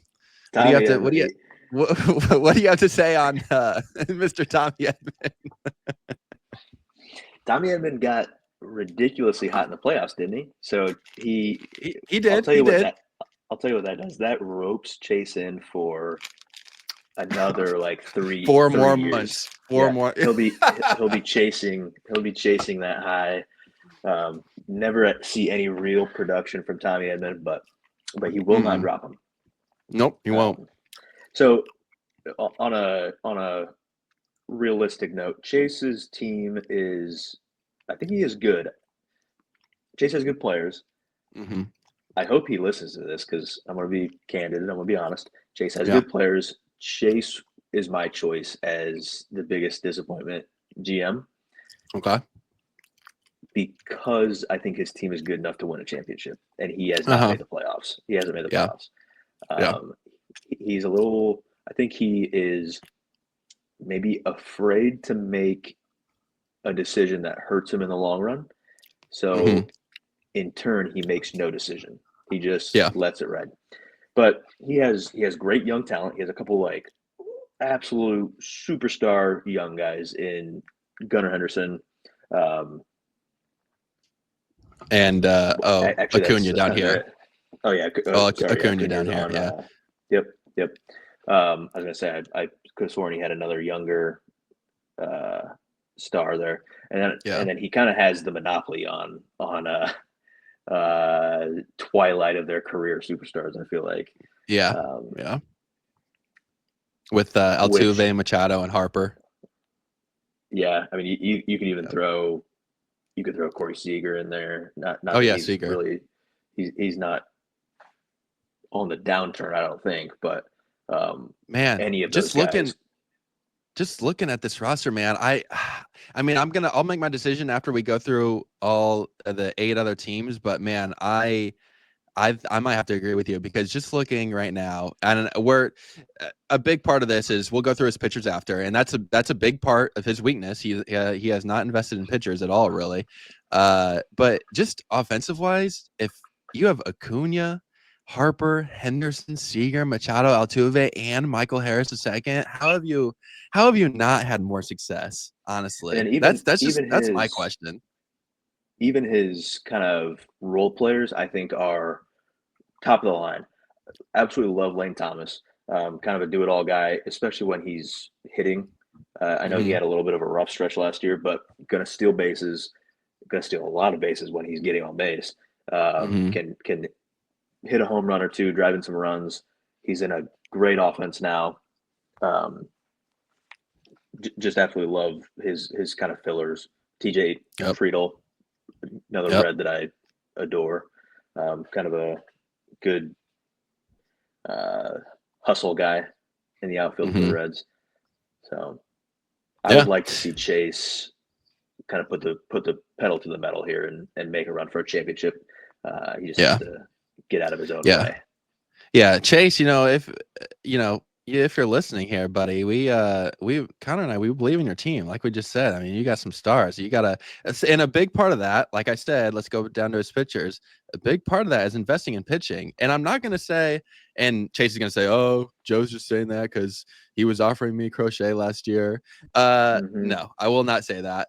Obviously, Crochet would have helped him tremendously, but he would have had to get rid of one of his stars. And honestly, he didn't do that, and that's fine. That's totally fine. I would also like Harper is going to be a big offensive piece moving forward, but in some other way, whether it's on, and this is my big problem with Chase. I remember again going back to the chat. He said last year there was a point where this is when you and I were interrogating him about Tommy Edman. He said that we brought up something about maybe like using a roster spot on him, or at one point he was even talking about Ian Happ, or there was no one better on the waiver wire than Ian Happ. When he said there was no one better to replace Happ or Edman, I was just like, all right, that's your first strike right there. You can never believe that when it comes to fantasy football or fantasy baseball, because there's always, like, you have been a waiver wire like just Fiend. I mean, my fiend. the only reason I'm even competitive at the moment is because of waiver wire activity. Yeah, exactly. And if you look at, so just going back to his rotation here, I mean, you can at the beginning of the year, especially, you can find good starting pitchers that will last the whole year. I mean, and the thing is, he's got stuff to work with here. Like Framber is dependable. He's great. Senga, I think he's gonna be good for the Mets. Joe Ryan, an ace for the Twins. So those three, you can build off those guys. I don't know if I trust Rodon that much. Heel and Rocker are good young guys to build off too. Yeah, So he's like right there. I think he needs to make, like you're talking about, he needs to make that move that maybe is a little risky, but it might pay off for him in the end. yeah. I mean, and I look at Jose Altuve. Mm-hmm. Last year was the year for him to make moves because he did deal with some injuries that took him out of Mm-hmm. the race kind of early. Like he could have sold off some of his older talent for some rock solid pitching or something, kind Mm-hmm. of batten down the hatches and then come back really strong this year. I think he made a bit of a mistake by holding pat on everything, even when he knew that his season was over. Yeah. Yeah. He has the perfect roster to make some big moves and Uh-huh. set himself up for the future. But Yep. we'll see. Maybe He we're wrong. the good news for him is he gets the second pick, I believe, in our draft. And um the crazy thing about last year and his team, it blew my mind, because when I was making the draft order, I go from obviously worst to best, and Mm-hmm. he was second, and I was like, holy crap, like he gets the second pick out, like his team. And I was just thinking, like, I looked at his record, and there was 5 wins out of like 21 weeks. I was like, how Mm-hmm. did he only win? I mean, I know he was hit with injuries, but I was just like, damn, Chase, like, how did you only win 5 weeks? I think he was tanking a little bit. I think I think he was so. not trying to win games But even in the necessarily. beginning of the year, even in the beginning there, when you're not tanking, like Yeah. 5 weeks, that's just, I don't know, that's crazy. But hey, we believe in you, Chase. Don't worry. We think you need to make that move though. All right, let's go on. Let's go over to Drew. All right, so Drew has actually invested in some. If you see here, he at the end of last year, and Drew, I applaud Drew for this. He invested in some young guys, so we see Mm-hmm. that he's making a commitment here. He's got Roman Anthony, who's might be the best prospect in the game. He also went with Charlie Condon. So I know that you wanted the Reds to have him. I think they took Burns instead, right? Yeah, and I mean you can call it whatever you want after seeing some production from Condon. Um, very happy with the Reds decision. Chase Burns is Yeah. the best player on the board there. Yeah. That was the right choice. Yeah. I'm pretty ecstatic about having him in our farm system. Uh-huh. I'm not upset about Yeah. not having Condon at all. Yeah, but I really like, Drew, what you've done here because, like I said, Anthony's going to be a star, especially in that Boston offense. I think honestly, within the next 5 years, I see Boston winning at least one with their farm Yeah. system. He But you have has Bazana too. Bazana. Yeah. Yeah, Bazana, who's also going to be really good. Honestly, I like this team because he wasn't, obviously he didn't have Luis Robert really let him down last year, as every White Sox did.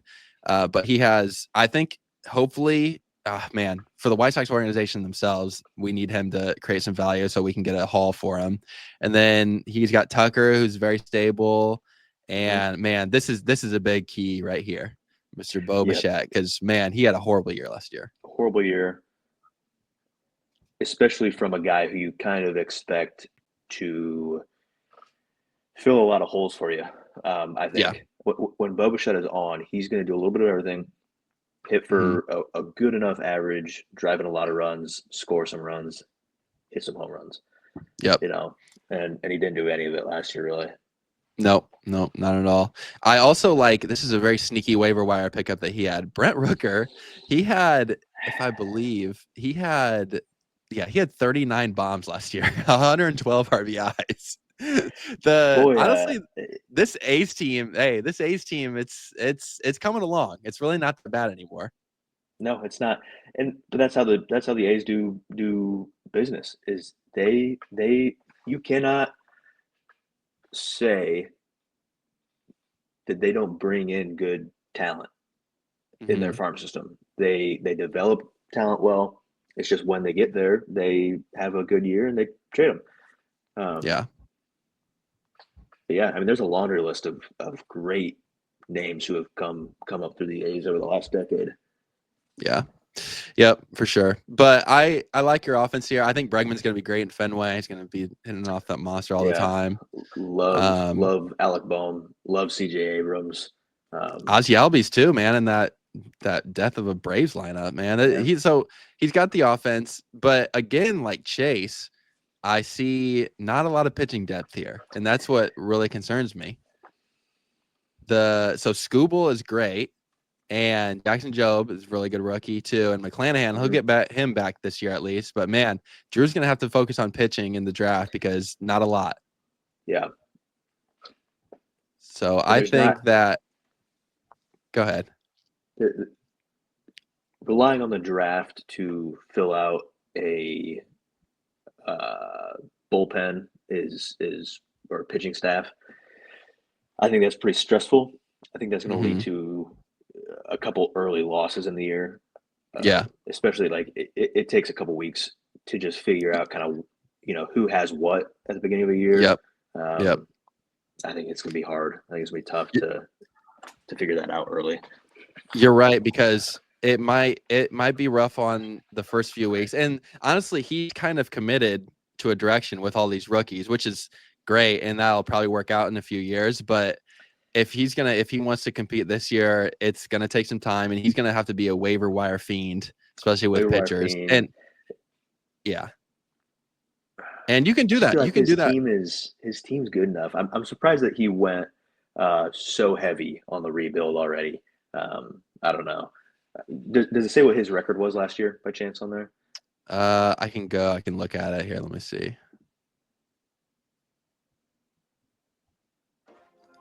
Shoot, what the heck?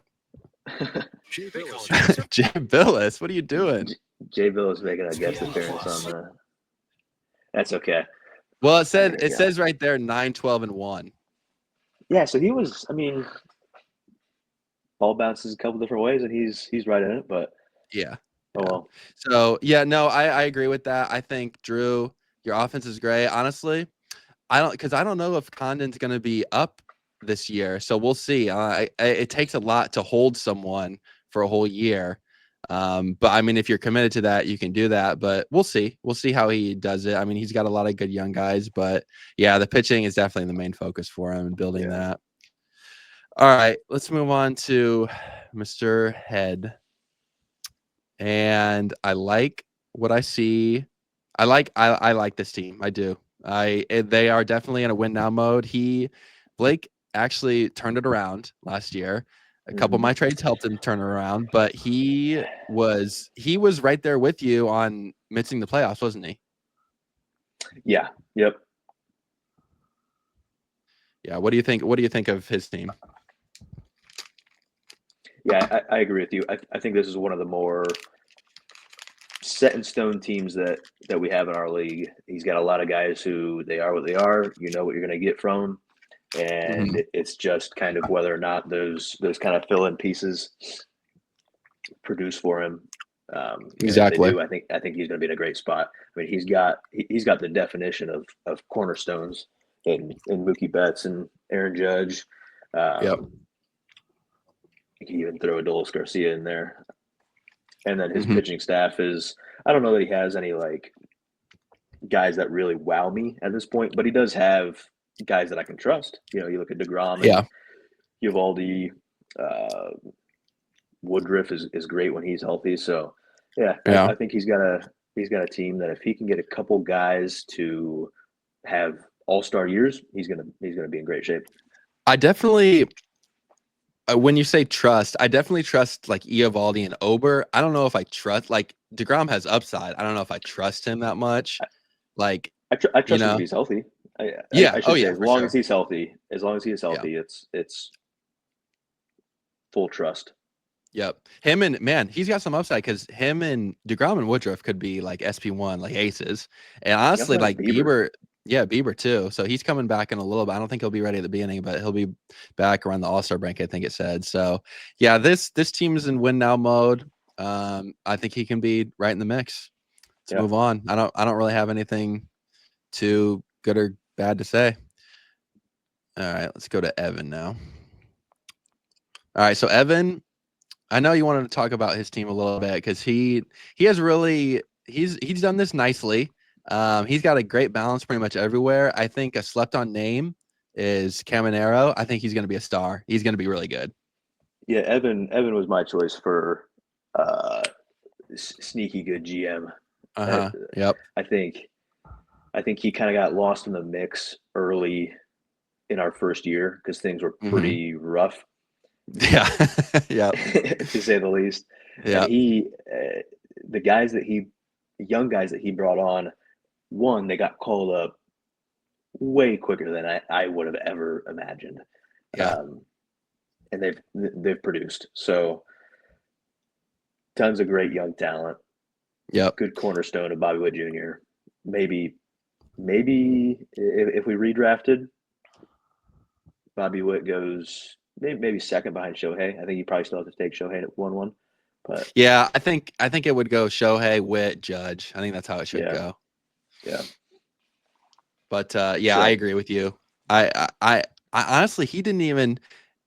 I like this team because everything. I mean, he also has room to like balance in the draft. Like man, like there's a lot of like obviously Witt is already star, but the young guys that have star upside, Caminero, Wood, and Cruz, all those dudes can be the guy.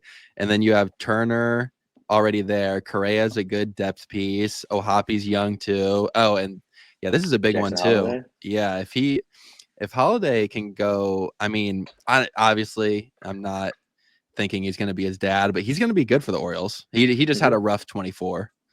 Yeah. Noel Marte, obviously young guy who had a high ranking in MLB's farm system. As a Reds fan, I know that he has struggled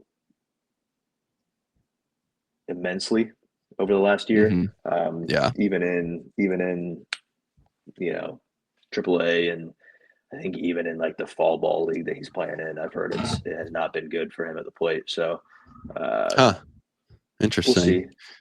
Yeah. All right, let's go on to his pitchers here. Who we got here? Oh yeah, all right, that's right. Yeah, he's got man. And he has Yeah, I Sandy coming mean, back from injury. He's Sandy, yeah. he I mean, played it right. Evan could compete this year. He had obviously, so he grabbed Skeens at the end of 2023, and Yep.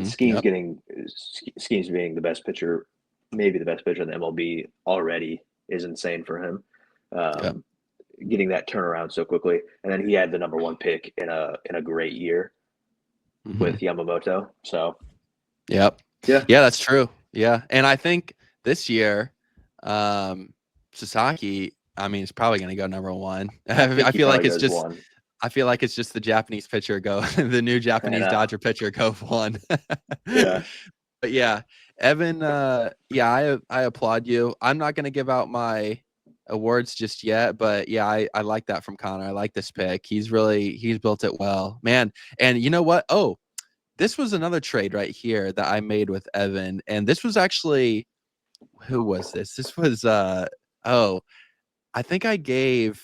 Oh yes, that's right. I gave Hunter Brown and Jordan Walker I for remember that. Yeah. Adolis and for Yeah. Adolis and Pablo Lopez, who Pablo is on my team and it still worked out, but Adolis was great. He won a championship for me. So that really did work out. I mean, besides Jordan Walker, that worked out for everyone. So I would say that was good. Yeah. Yeah. Which I What can't, do you I think mean, about go ahead.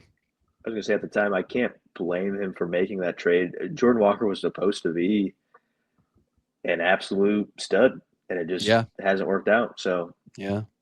Man, Cardinals hurting people in fantasy is just a common trend. Lars Nootbaar, Jordan Walker, and Goldie for you. yeah, very true. Yeah. Very true. I'm happy to Uh, be moved on from all of them. What do you think about just one more guy to talk about here? What do you think about Lodolo? Lodolo's been the guy on the res rotation that I have kind of planted my flag on. We had the kind of the big three of the young guys come up over the last couple of years that were Hunter Green, Lodolo, and Graham Ashcraft. Since then, we've had Louder and Burns get drafted, but I was really high on all of them. Lodolo was the one that I looked at and said, if he just stays healthy, I don't see how it can't work out.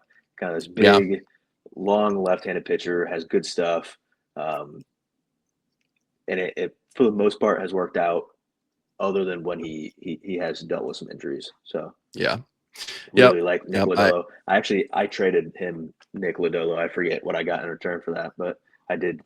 He was on my roster at one point. Oh wow. I'm surprised you traded him. Yeah, it was in that first year where I was uh, making a playoff push, and Lodolo was hurt for a while, and Oh, I okay. Yep. parted ways for something useful. I don't remember what Gotcha. it was, but Yeah. I mean, honestly, yeah. Evan, he's really built this. He's got the Bybee and the trade with me. I think just looking, and I know Sandy's coming back and he's coming back from TJ and he's going to be himself again. He could, like, potentially, like, Sandy has been the best pitcher in the league before. Like, he could mm-hmm. arguably have the two best in Skeens and him. So we'll see. Yeah, We'll see. yep. You got Yamamoto, who's going to win a million games for the Dodgers. So Exactly. Yep. All right, let's go on to Mr. Garcia. All right, here we go. Let's I'm gonna be all right, kind. so I feel like I've slandered Garcia when he hasn't yeah. deserved it Yeah. today so far. So Yeah, I mean, and like I said, we're honest, and he is one of the only three managers that have made the playoffs. So we can't, there's something to be said for that. absolutely, yeah. But he's got Shohei. We can almost just skip him. I mean, Yeah. he'd be my choice for 1-1. So he's got a great piece there to start his team off with. Yep. And he does have a couple bats that I really like. Josh Naylor is one of my favorite players to watch in the MLB. Yep. Man, oh man, I can definitely see you targeting him now that he's on the Snakes. I've tried to get Luke, Josh watch Naylor out because he's gonna try to trade rep you for Naylor. I've tried to get him before, hasn't happened. Yeah.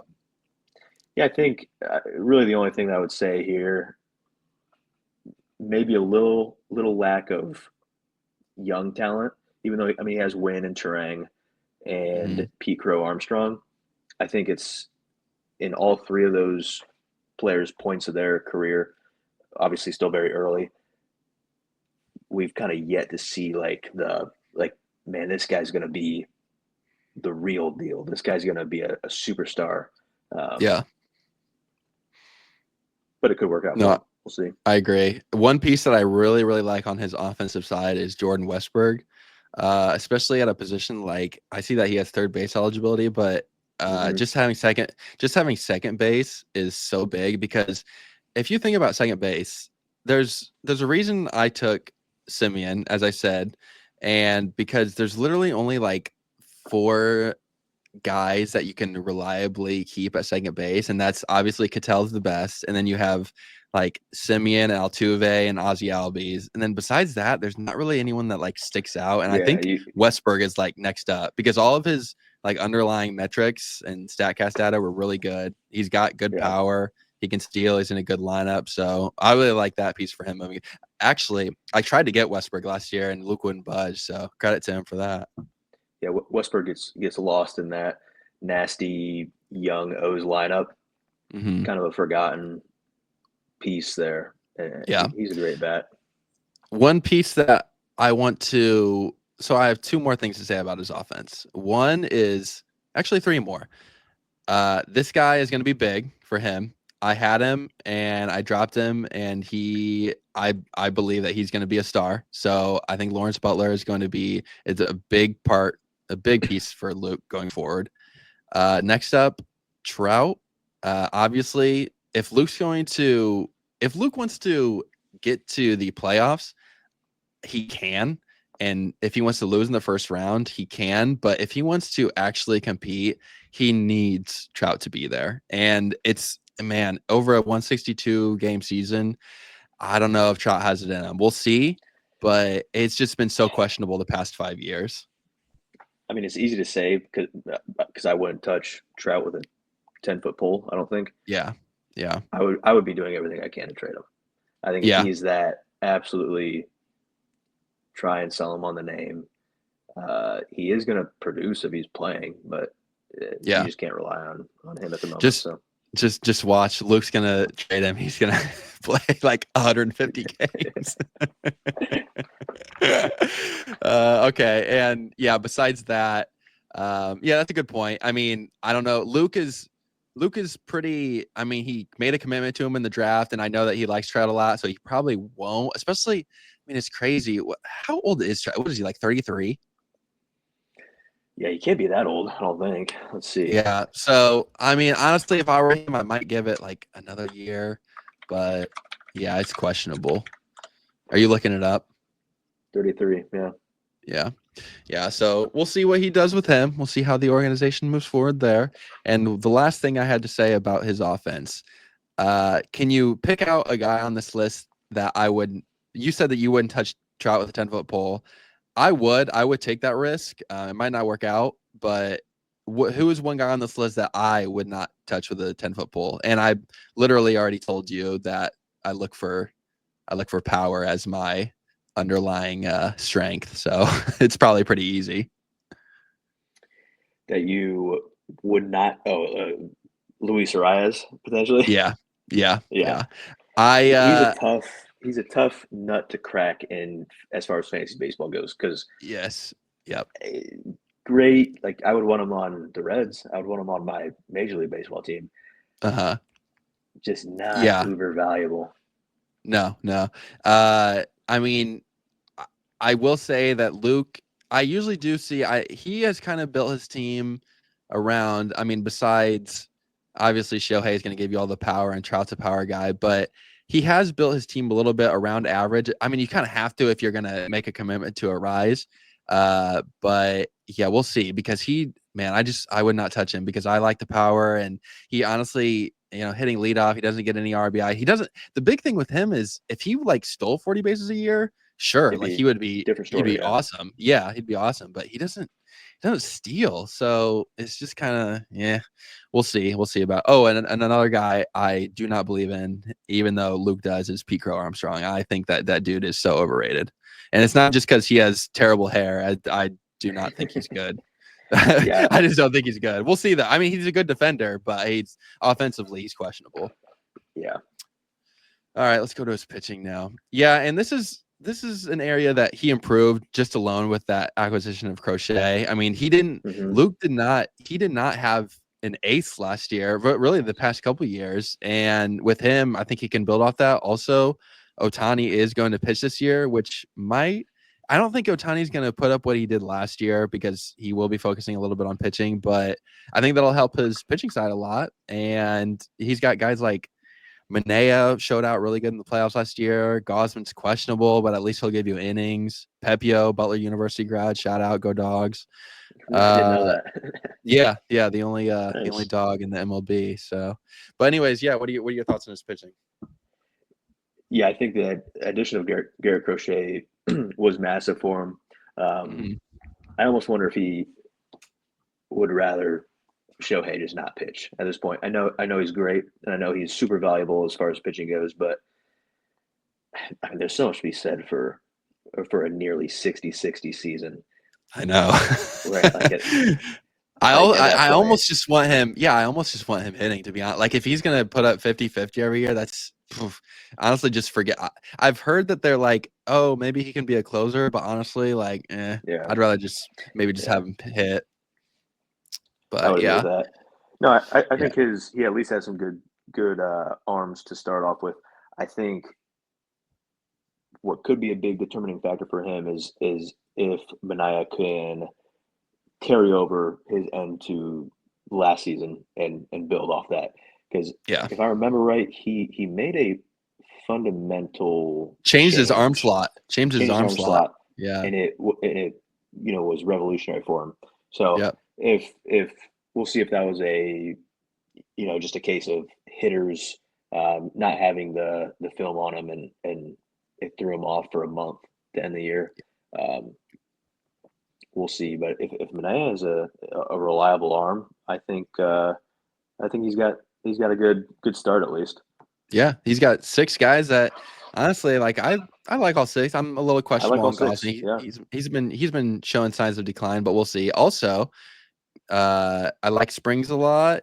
Oh yeah, I Hmm. forgot he got traded to the Athletics, and the Mountain is back for Luke, the Batista for the Orioles.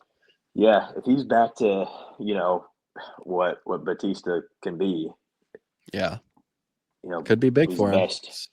Yeah. So All right, let's see. Who else do we have? Okay, so we have the 3 new owners, so we can talk about them, and then did you want to talk about them first, and then we'll just close out with our teams? yeah, we can kind of roll through their teams kind of quickly. I think just we can say what we like, but it's It's hard hard to to speak we on can't them judge just anyone. because Yeah. yeah. Yeah, yeah. So this team this is the Soto team. So this team, I'm a big, okay, so I really like Dominguez. I think he's going to be really good for the Yankees. And there's a little bit of prospect fatigue with him because we've literally heard about him since he was 16. But if you look at the minor league numbers, I mean, he could be a 40 seal guy. He stole that many in the minors. So, I mean, we'll Yeah. see how much the Yankees send him. But I think he's going to be good. He's got some power too. Obviously, Soto's great. I saw it today in his first at bat in spring training. He hit a bomb, so he's ultra reliable. And I think Pete Alonso, he's good, and he'll hit you 35 bombs. I really like Cal Raleigh. I'm a big fan of him. I know Seattle's a hard environment to hit in, but he can get you 30 home runs surprisingly, even in a lineup that Hmm. literally did nothing this offseason. So yeah, I think it's the last manager Reed did not pay attention to his lineup, and even though he didn't really wreck the team. Like he Oh actually has some good pitching depth too. yeah, he's got. Now that I'm looking at it, he has a player that I would classify as somebody who I was addicted to in a unhealthy relationship with, and that's Who, Lance Lance Lynn. Lynn? Lance Lynn. Honestly, he's not signed, but he's in. Yeah, his 2024 was not that bad. If his 2023 was not good, but he's an innings eater. Like he'll give you depth, and I feel like this team needs pitching depth, so that's not a bad keep. Yeah, absolutely. And he's got a couple. I mean, I love Paredes. If Uh huh. Rosarena can bounce back from kind of the tragedy that was last year, Yeah. um, I think this team has a couple pieces that could make it good. Yep. Needs to Yep. get rid of George Springer, but it's another guy that I. Didn't you have him? Yeah, I drafted George Springer in Yeah. like the fifth Yeah. round Uh of our draft, huh. and he was Oh not good to man. me last year. That Toronto lineup, man. I don't know. I just don't know. I don't trust them at all. We'll see. We'll see how it goes. But yeah, there's some pieces here. Logan Gilbert is really good. He really broke out last year. And once Strider comes back, I think he'll be kind of rocking. This is a team, in my opinion. My buddy Kyle is taking it over. This is a team where if he's winning in the beginning, I could see him trading for some pieces. And honestly, it's really not that bad. I mean, obviously, and he gets the first pick, and it's my guess he'll take Sasaki to build his pitching a little bit, but I think he's got some pieces. Yeah, I mean, looking at the more I look at this, I mean, he's got Imanaga, Mm-hmm. like you said, Gilbert is a guy who I really like. McKenzie has he's always been one of those guys that I'm just waiting for it to click. I Yeah. think he's got the build, he's got all the things you look for in Yep. an ace, I think, and it just hasn't Mm-hmm. quite clicked. Um, but Lanky it as feels like it hell. could. Lanky, yeah. Yeah. So Yep. Yep. I agree. All right. Let's go on to Tyler. That's right. Tyler is taking over for Team Persinski. So this team is also it's pretty powerful. Just like I like this. I'm a big fan of this team just because I like power, and he's got Jordan, John Carlos questionable, but he could hit you 30 bombs. Austin Riley is consistent as ever. mhm. And Matt Olson, who Matt could, Olson, big one. y- yeah, crazy. So I like his offense.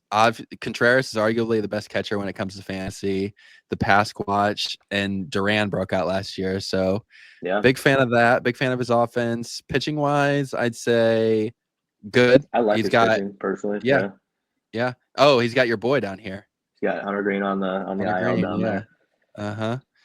Yeah, I like his pitching. There's definitely and he's got Mason Miller, one of the best closers, and Munoz. So yeah, I think there's some pieces here, kind of like Kyle's team. Definitely could build off that.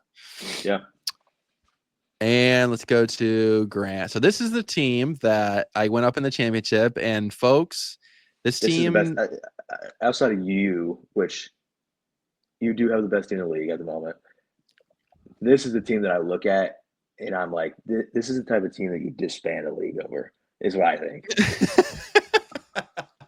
because this it's so just filled with young, insane young talent. That young is, talent, and the thing is, yeah, like ladies and gentlemen, on this one, uh he had me by my neck last in the playoffs. Like I don't know. I know Connor was paying attention. I know most of the people weren't paying attention, but in the first week, and thank goodness, this is why you play 2 weeks in the playoffs, because you have to prove that you're better with someone, or better than someone. The first week, he had me down tremendously. Like I didn't give up hope. I specifically remember texting you. I said there is a path here. Like yep. don't give up just yet. There is a path. But he had me, and mainly it's because so when you have a guy like Ellie and Corbin Carroll on the same team who are pretty much automatically like 40 steal guys just because they're so aggressive, Hmm. that kind of changes the whole game. And on top of that, you have Churia, who's literally like 20 years young, which is insane. Vladdy, who I'm not the biggest fan of Vladdy. I feel like he tends to Really, get overhyped. No, I'm not yeah, I'm really not the biggest fan of. I think he's fine, but if it came down to him or Matt Olson, I would rather have Olson. But just going on top of that, I would. I mean, man, Lindor, And I don't think Santander is going to have as many bombs as he did last year, but he's still he has good veterans too. Lindor, Santander, and Devers, which is crazy. So what do you think about this offense? Yeah, I mean, I think it's crazy. Did you even mention Adley Rutschman? No, I didn't. Who also Yeah, is another? Yeah, that's true. He's also, but to be honest, not a huge fan of him either. There's just not. He's more of a guy that he takes his walks, and if we were in an OBP league, I would love him a lot more. Obviously, he had a down year last year, but I think the ceiling for Adley is like there's just not a lot of power there. He'll yeah, hit for average, but like 20, 25 at the most. I don't know. That's great for a catcher, but I think him and Vladdy tend to get a little bit overhyped. Still very, very, very good players. But I'm more of just the fact that he has Ellie, Carroll, and Churio. Those are the big three that you really got to watch out for. yeah. I mean, I would add Vlad Jr. into that mix.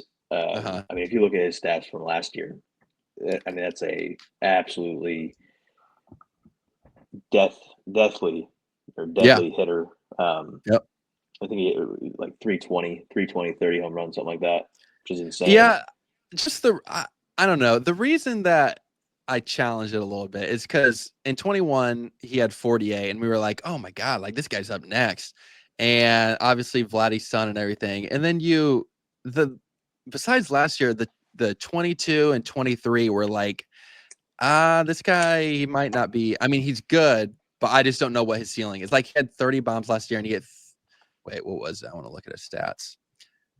30 and 323. So yeah, he had a great season last year. I want to see it again. If he does it Yeah, again, maybe I'll change my opinion on him, but we'll see.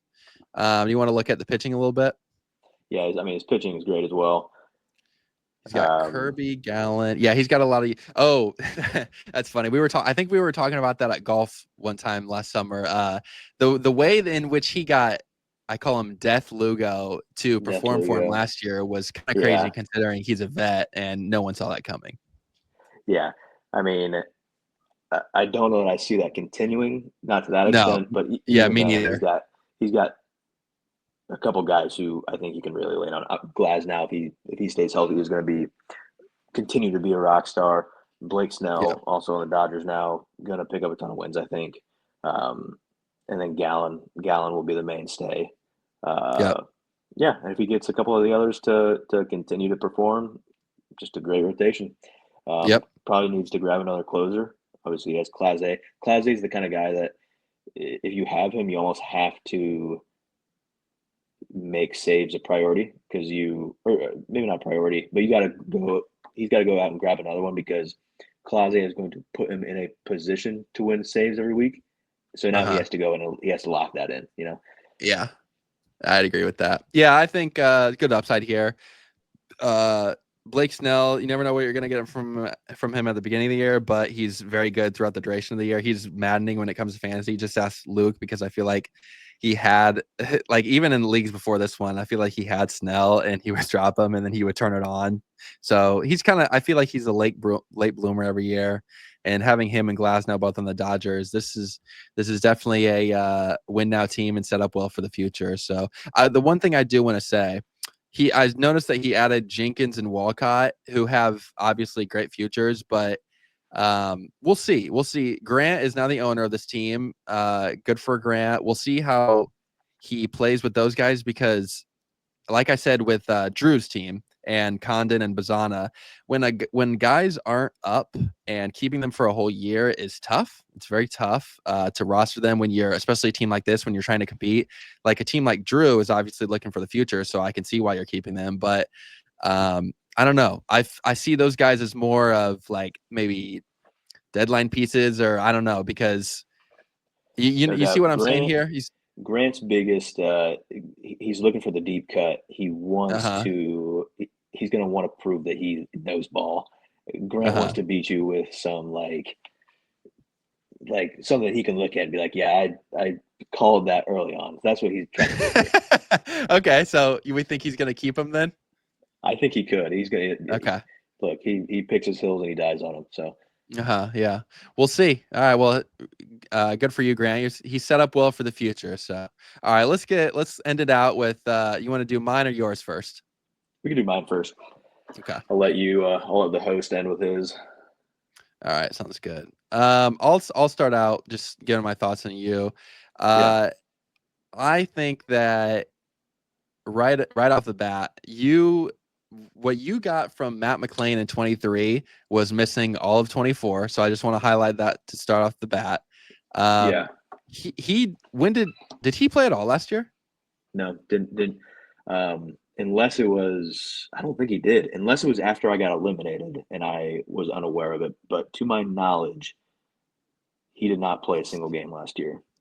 No, he didn't. You're right. Yeah, there's no Yeah. stats for him. So if he can, it might take him a little bit at the beginning of the year just to get his feet, settled and everything, just get his feet wet. But I think if he goes back to his 2023 self, that would be insane for you. I also think, man, just looking at it, your team and my team are same in the way that we both love our veterans, but also like a guy like obviously McLean's young, and a guy like Rafaela, I see Rafaela and I could kind of see like him, and like for example on my team, like I believe like Wyatt Langford is like going to be a stone for me in the coming years. So I think that Rafaela could be that for you. He's a great athlete. He's a beast in center field, and I think his hitting.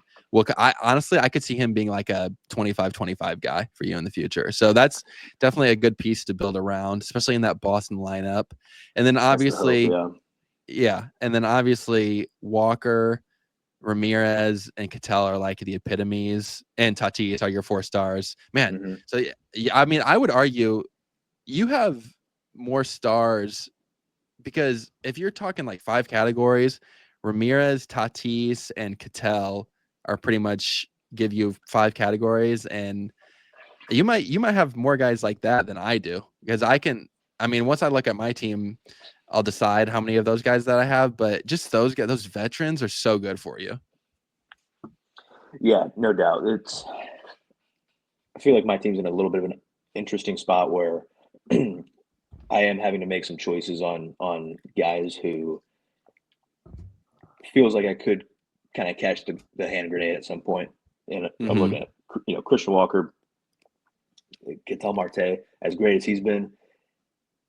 He did have he's shown some moments prior to the last 2 years that it looked like things may not continue to get better for him. So there's just decisions that have to be made. But I have solid young talent. I don't know that I have like bona fide superstar young talent. Yeah. Bryson Stott is a great baseball player. Same with Matt McLean, Spencer Steer, Rafaela Carpenter, all like good young guys who are going to contribute. I feel like I need to find the next Fernando Tatis to slide into the lineup. Okay, so there's a little bit of a organizational focus on young guys. Yeah. Although I mean Tatis is incredibly young in his own right, so yeah, maybe Tatis is the next Tatis is what I'm looking at, but it's true. Yeah, man, Jose's in his 30s, he's going to be 32, 31, 32. So you never know when guys like that will start to lose a little bit of their production. Yeah, no. I mean, who knows? It could be Nelson Cruz at 40. It's true. It's true. But never know. I should say, like, as you can see, I don't have a fully fleshed out starting offensive roster, which I'm fine with because I really do like the guys that I have here. My pitching is what is like really interesting to me right now. Really am still unsure of what I'm going to do because I've got the names. Yeah. If we're playing the name game, I've got them, I think.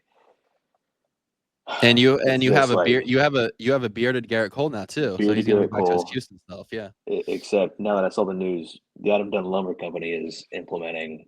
We're clean shaven this year. Oh, okay, gotcha. Yeah. Oh, okay. That's going to be interesting when Garrett Cole comes out on opening day with a beard. No, he's not going to have a beard because can't have a talk about it. Yeah. But I mean, Castillo, Cole, Aaron Nola, all superstars. who have you're starting to see chinks in the armor, especially with Castillo, Nola a little bit, even Garrett Cole. So I think it's going to be a year of tough decisions for guys like that on my team. Candidly, I would love to trade probably all three of them, or like I don't want to trade all three of them. I would trade any three of them. Yeah. At this point, just to try and get a little bit younger. Yeah.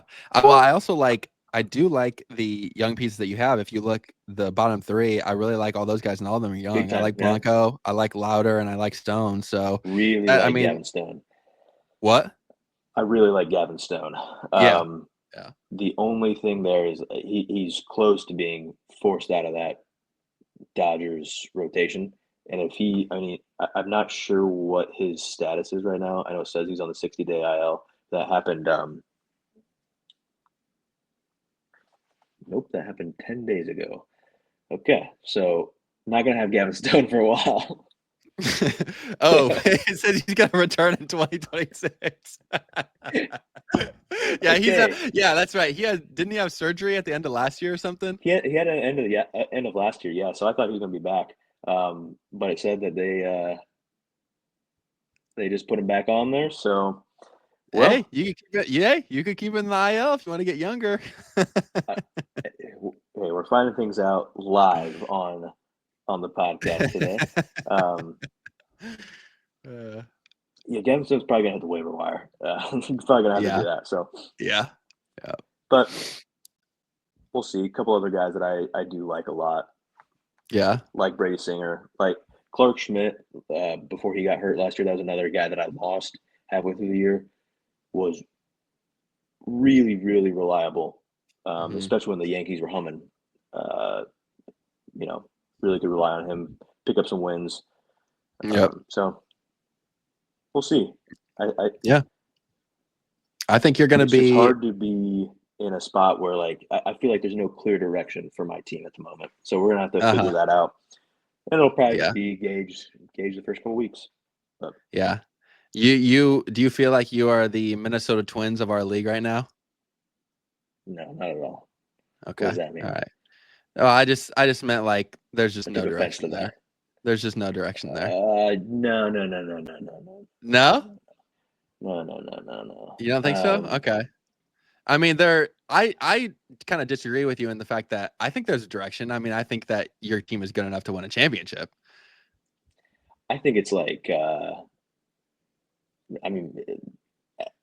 my team went with them last year, really the last 2 years. So I think maybe the Diamondbacks would be a great.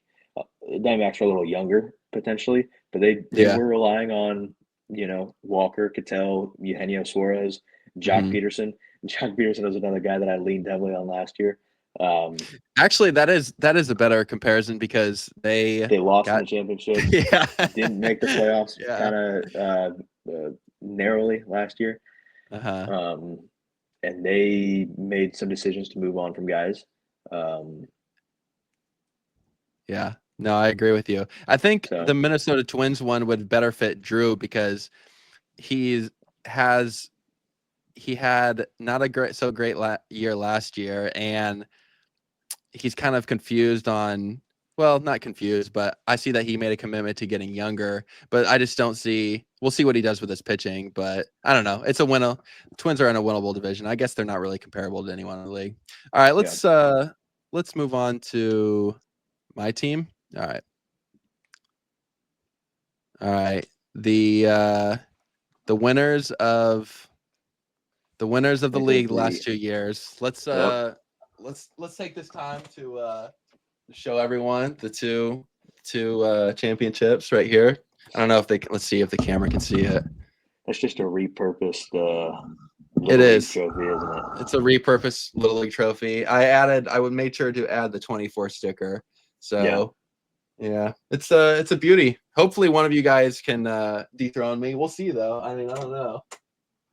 But Methodical Moneyball. Let's go through it. I want to hear your thoughts first, and then I'll give my thoughts. I'll give my thoughts like you did for me, and we'll go from there. So to start off, I think one of the most interesting things to talk about with your team is how you kind of missed on some early draft picks, I think. Not, I mean, missed is maybe a bit of a stretch, but you're not leaning super heavily on Julio Rodriguez down near last year. I don't know. Remind me, in 2023, he was good, but he wasn't like winning you games, was he? No, he was. So last year, he was awful until the playoffs. And when I needed Okay, him most, he turned it on. him and Wyatt Langford, who were not great throughout the season, turned it on in September. So I which made me not so mad at them. But yeah. Yeah, absolutely. I mean, and that doesn't mean I wouldn't pick them. Or I wouldn't pick Julio Rodriguez in the top probably 5 or 6 picks that we redrafted right now. I totally would. I think he's going to have a great year. I think he's going to bounce back. Um, but still, and then O'Neal Cruz would be the other one that I look at. When we drafted, I think that would have been one of the players that you looked at and said, this is the superstar that I'm going to rely on. And he has Mm-hmm. not been that. At Mm-mm. this point, I'm a little worried about O'Neal Cruz as an MLB Mm-hmm. player. Yep. It's not too late. He could figure it out. But it just kind of feels like one of those guys that you look back on and kind of think, what if Yeah. things were a little different if he was in a different organization or something like that. Yep. But we'll see. Outside of that, I think you kind of have just the most reliable guys out there in Mm-hmm. Freddie Freeman, Marcus Semien, like you said. Those two play every single day, and they're gonna Mm-hmm. probably go 2 for 5 and drive in 2 runs every single day. Simeon's gonna score. So, Simeon's gonna score 2 runs. Freeman's gonna drive in 2 runs. Yep. yep. Um, you've made some great trades. The Willie Adames trade that you did last year, I was Oh, yeah, I forgot about that one. outraged about. Uh,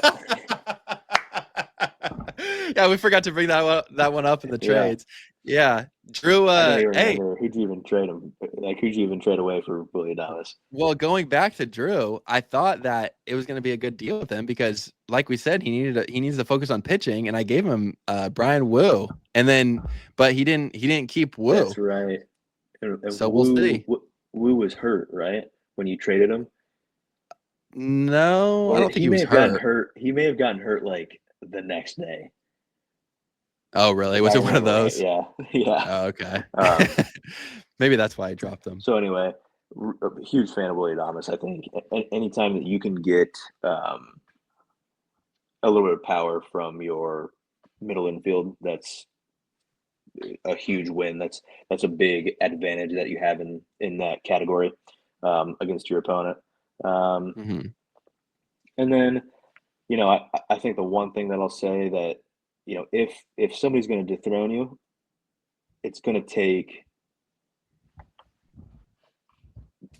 your big three home run hitters kind of taking a step back from their last year, which they all very easily could just because of their age. In Mm-hmm. Teoscar Hernandez, Kyle Schwarber, and Marcelo Zuna. I mean, if you don't, all three of those guys had incredible years. Um, Mm-hmm. I could see a world where all three take a big step back in their production. Yep. And I think that's the world where you don't win again. Um, Mm-hmm. obviously, anything could happen. Other reasons could be uh, to be had for that. But Yep. I agree. I all agree with said, that. I mean, all said, your offense is definitely the most well-rounded. Uh, you're gonna have a great chance at winning most categories every week. Um, so, like your team a lot. Uh, I will say, outside of J. Rod and Wyatt Langford, Michael Shaw is a young guy.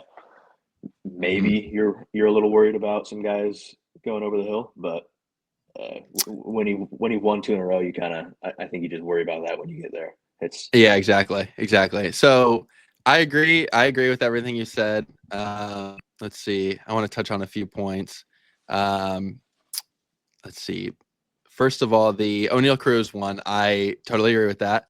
Um, he his his ability to strike out is too high.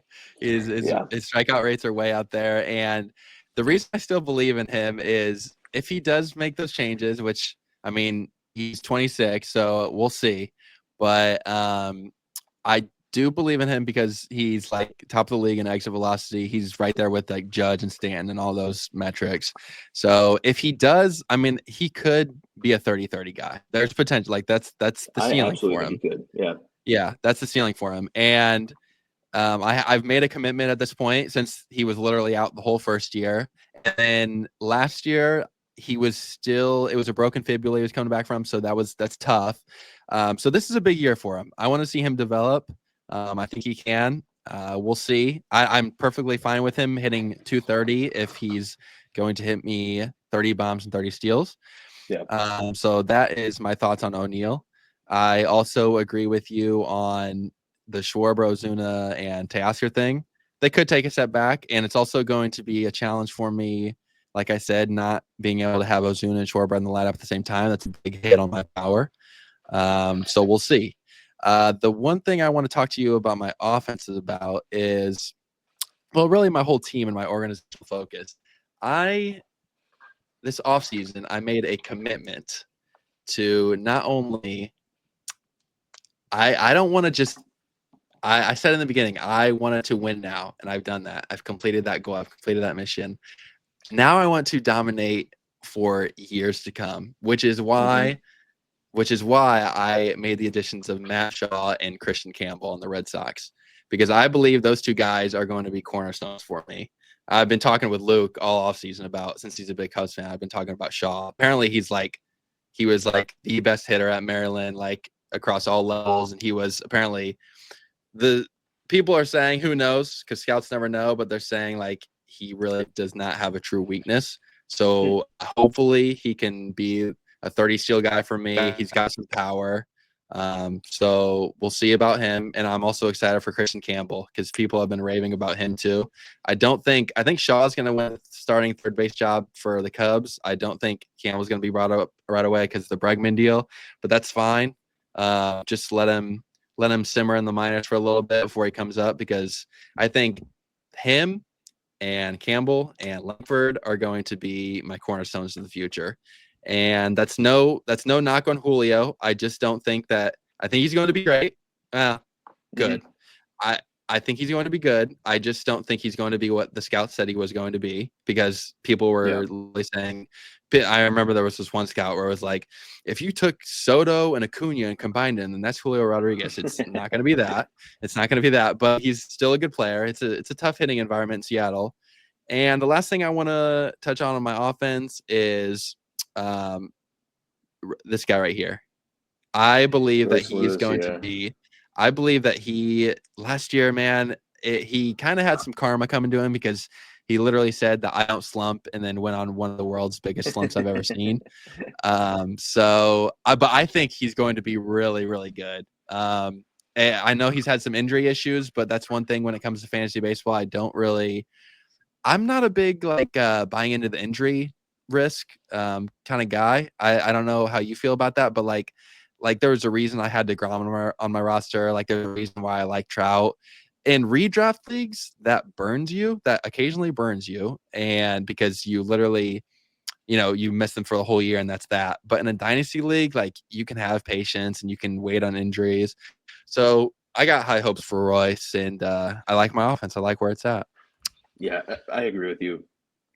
Everything you said about Royce Lewis, I'm a big believer in him. I think he's, in my opinion, the best hitter in that Minnesota lineup. I think he's going to have a great year. Yep. So let's go to my pitching now. So yeah, last year, the reason I was so dominant all of last year, I mean, I'll just be frank about it. My offense, like you said, Julio was not the guy that I could count on the whole year.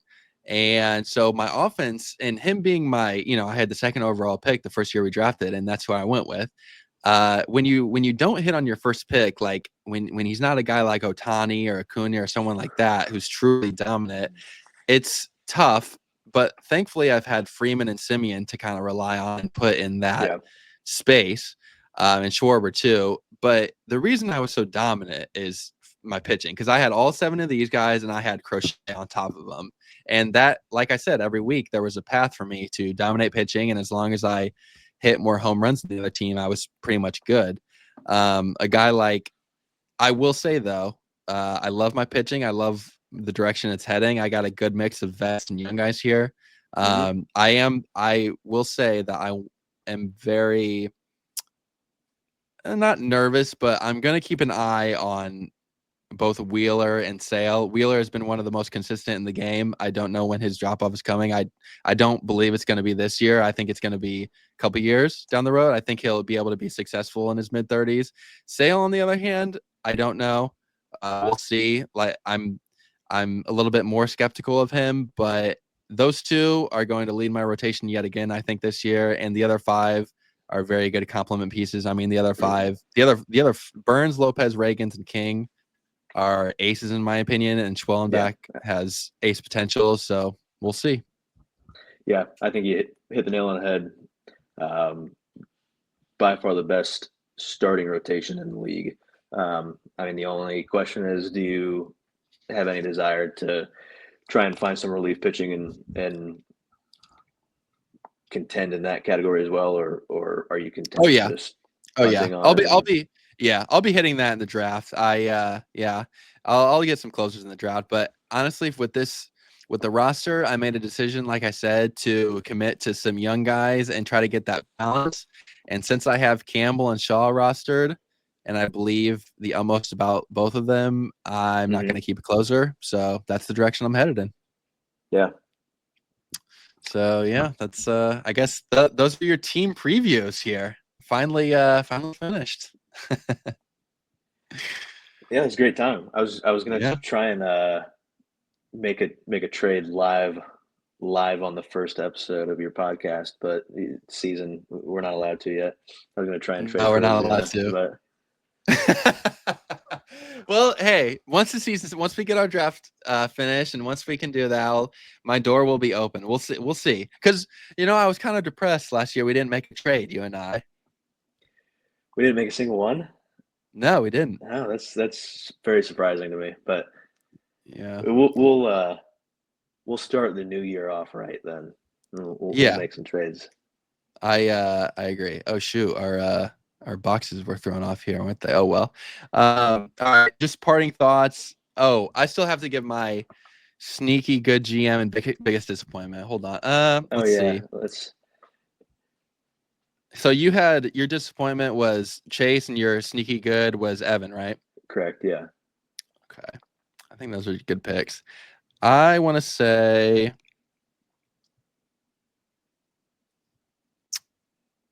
okay. I'm not again. I feel like we've been ripping on Garcia up and down.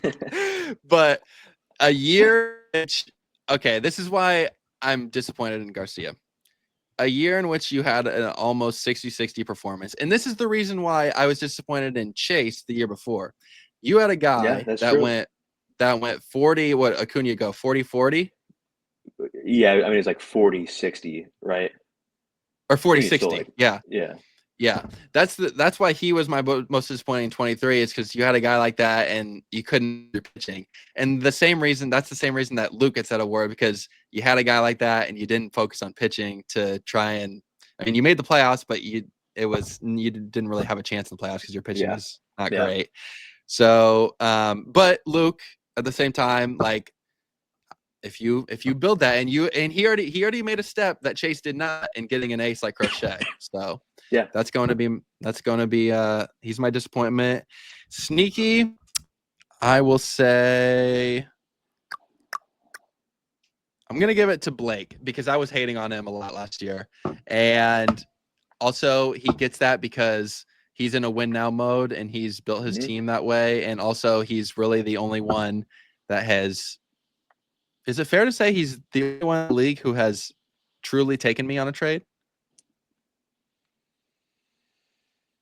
I think probably. I would say so. I think so. And he's taken me on 2. So I think I'm gonna give it to him. He deserves it. Yeah, And I I think that's a also, great choice. yeah.